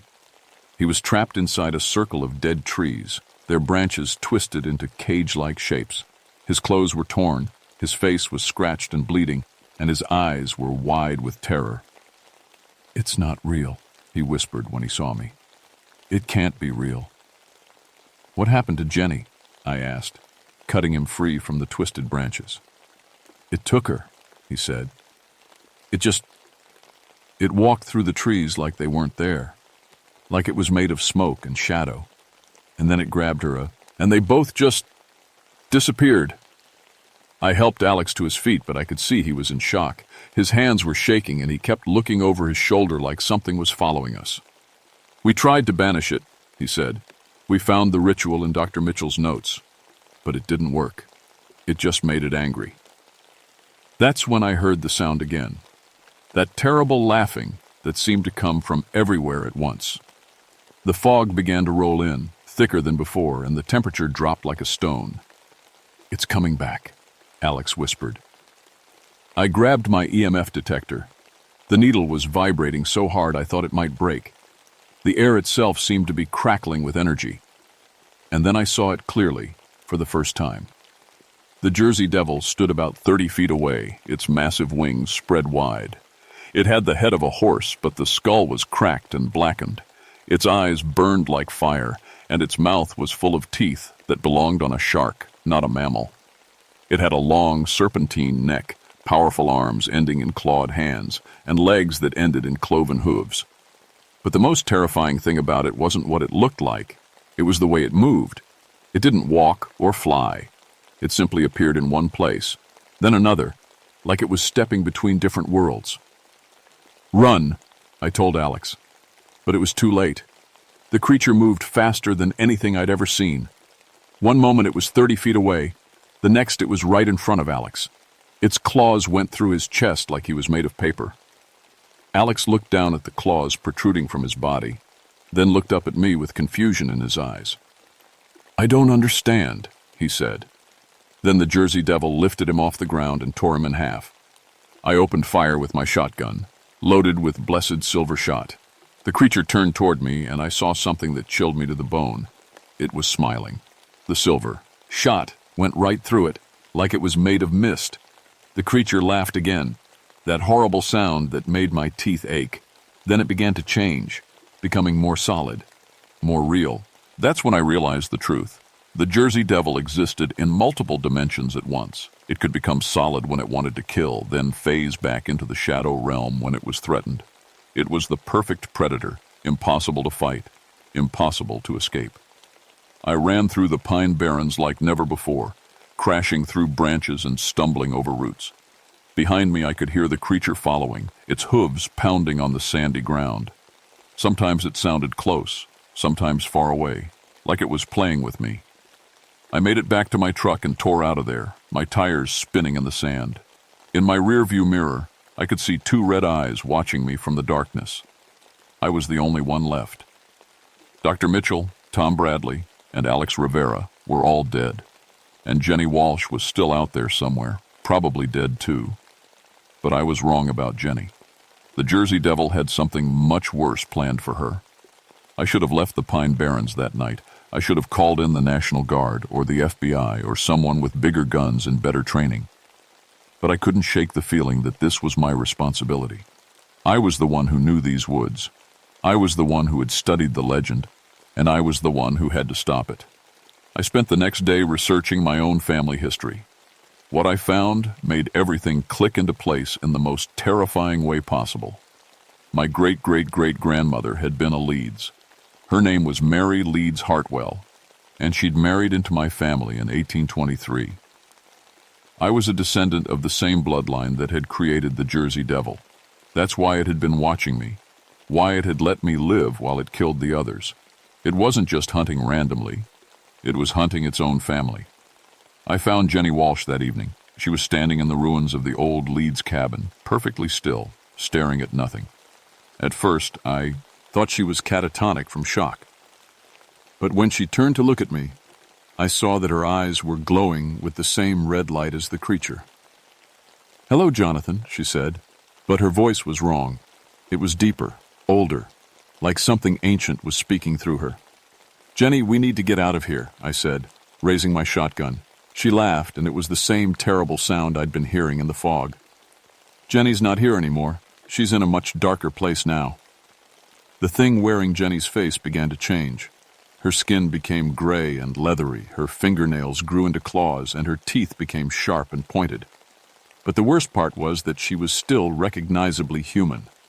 The Jersey Devil hadn't just killed her, it had possessed her. "You've been running from your destiny, Jonathan," she said. "But you can't run from what you are. You're a Leeds, and the Leeds family has a debt to pay." "What do you want?" I asked, even though I was afraid I already knew the answer. "I want to be free," the creature said through Jenny's mouth. "For 250 years I've been bound to this place by the curse your family created. But if one of the Leeds bloodline willingly sacrifices themselves, the binding will be broken. I'll be free to roam the entire world." I realized then that everyone who had died, Dr. Mitchell, Tom Bradley, Alex Rivera, they had all been bait. The Jersey Devil had been trying to lure me here, to this moment, to this choice. And if I refuse? I asked. Then I'll kill everyone you've ever cared about one by one until you change your mind. I have all the time in the world. The creature began to shed Jenny's form entirely. Her body dissolved like smoke, and the true Jersey Devil emerged. It was even more terrifying up close. 9 feet tall with wings that scraped the treetops and claws that could tear through steel. But I'd learned something during my research. The Jersey Devil was most vulnerable when it was fully materialized in our dimension. When it was solid enough to kill, it was solid enough to be hurt. I had one chance. I pulled out the old book of protective spells and began to read. The words were in Latin, and I wasn't sure I was pronouncing them correctly, but the creature recoiled as if I'd struck it. You think your pathetic magic can stop me? It snarled. No, I said, but this might. I cut my palm with my knife, letting my blood drip onto the ground. As a Leeds descendant, my blood had power here. The creature screamed as my blood hit the earth, and I could see it becoming more solid, more trapped in our dimension. I kept reading from the book, my voice growing stronger with each word. The Jersey Devil thrashed and roared, but it couldn't escape the binding circle I was creating with my blood. I don't have to sacrifice myself, I said. I just have to trap you here until someone stronger than me can find a way to destroy you. The creature's eyes blazed with fury. You can't hold me forever, Leeds. I am eternal. I am hunger. I am the darkness that lives in the heart of every man. Maybe, I said, but I can hold you long enough. I finished the binding ritual, and the Jersey Devil let out a scream that shattered every window in my truck. Then it began to fade, becoming translucent, becoming shadow. This isn't over, it said as it disappeared. I'll find a way out, and when I do, you'll be the first to die. The fog lifted, and suddenly, I was alone in the ruins of the old Leeds cabin. The only sound was my own ragged breathing and the distant call of night birds returning to the forest. I had won, but it didn't feel like victory. It felt like I'd just bought the world a little more time. I walked out of the Pine Barrens that night, but I didn't really leave. Part of me stayed there, in that circle of dead trees, watching and waiting. I could feel the Jersey Devil's presence like a constant itch in the back of my mind. The binding was holding, but it wasn't permanent. The official report listed the deaths as animal attacks. Dr. Mitchell, Tom Bradley, and Alex Rivera were buried with full honors. Jenny Walsh was listed as missing, presumed dead. The Pine Barrens were temporarily closed to the public while safety measures were implemented. But I knew the truth. The Jersey Devil was still out there, trapped but not destroyed, and I was the only one who could keep it that way. I quit my job as a park ranger, but I never left the area. I bought a small house on the edge of the Pine Barrens and became what the locals call a Pine Barrens guardian. Officially, I'm a freelance security consultant. Unofficially, I'm the guy who makes sure certain things stay buried. The binding ritual changed me. I can see things now that normal people can't see. I can sense when the barriers between dimensions are weak. I can feel when something unnatural is stirring in the darkness. And sometimes, on foggy October nights, I can still hear the Jersey Devil calling to me from its prison. It's patient, but it's not passive. It's looking for a way out, testing the boundaries of its cage, waiting for me to make a mistake. I've had visitors over the years, other researchers, other investigators, drawn by the stories and the legends. I turn them all away. I've learned that some mysteries are better left unsolved, some legends are better left unexplored. The Pine Barrens are vast and deep, full of secrets that mankind was never meant to uncover. The Jersey Devil is just one of them. There are other things in the darkness, other creatures that slip between the cracks of reality, and there are other guardians like me, keeping watch, keeping the balance. I'm 58 now, and I'm getting tired. The constant vigilance, the endless watching, the weight of knowing what's really out there, it takes its toll. I've been training a replacement, a young woman, who has the sight and the courage to take over when I'm gone. But until that day comes, I'll keep watching. I'll keep the Jersey Devil locked in its dimensional prison. I'll keep the people of New Jersey safe from the thing their ancestors created in a moment of desperate foolishness. Because that's what we do. We keep the darkness at bay, one day at a time, one night at a time. We stand guard at the gates of hell and make sure nothing gets through. And when the fog rolls in on October nights and the temperature drops without warning, and the animals fall silent in the pine barrens, I'll be there, watching, waiting, ready. The Jersey Devil is still out there, but it's not free. Not yet. And as long as I'm alive, it never will be. But sometimes, late at night, I wonder what will happen when I'm gone. Who will take my place? Who will keep the vigil? I guess we'll find out when the time comes. Until then, I'll keep watching the darkness, and the darkness will keep watching me. After all, some curses are stronger than death, and some responsibilities last forever.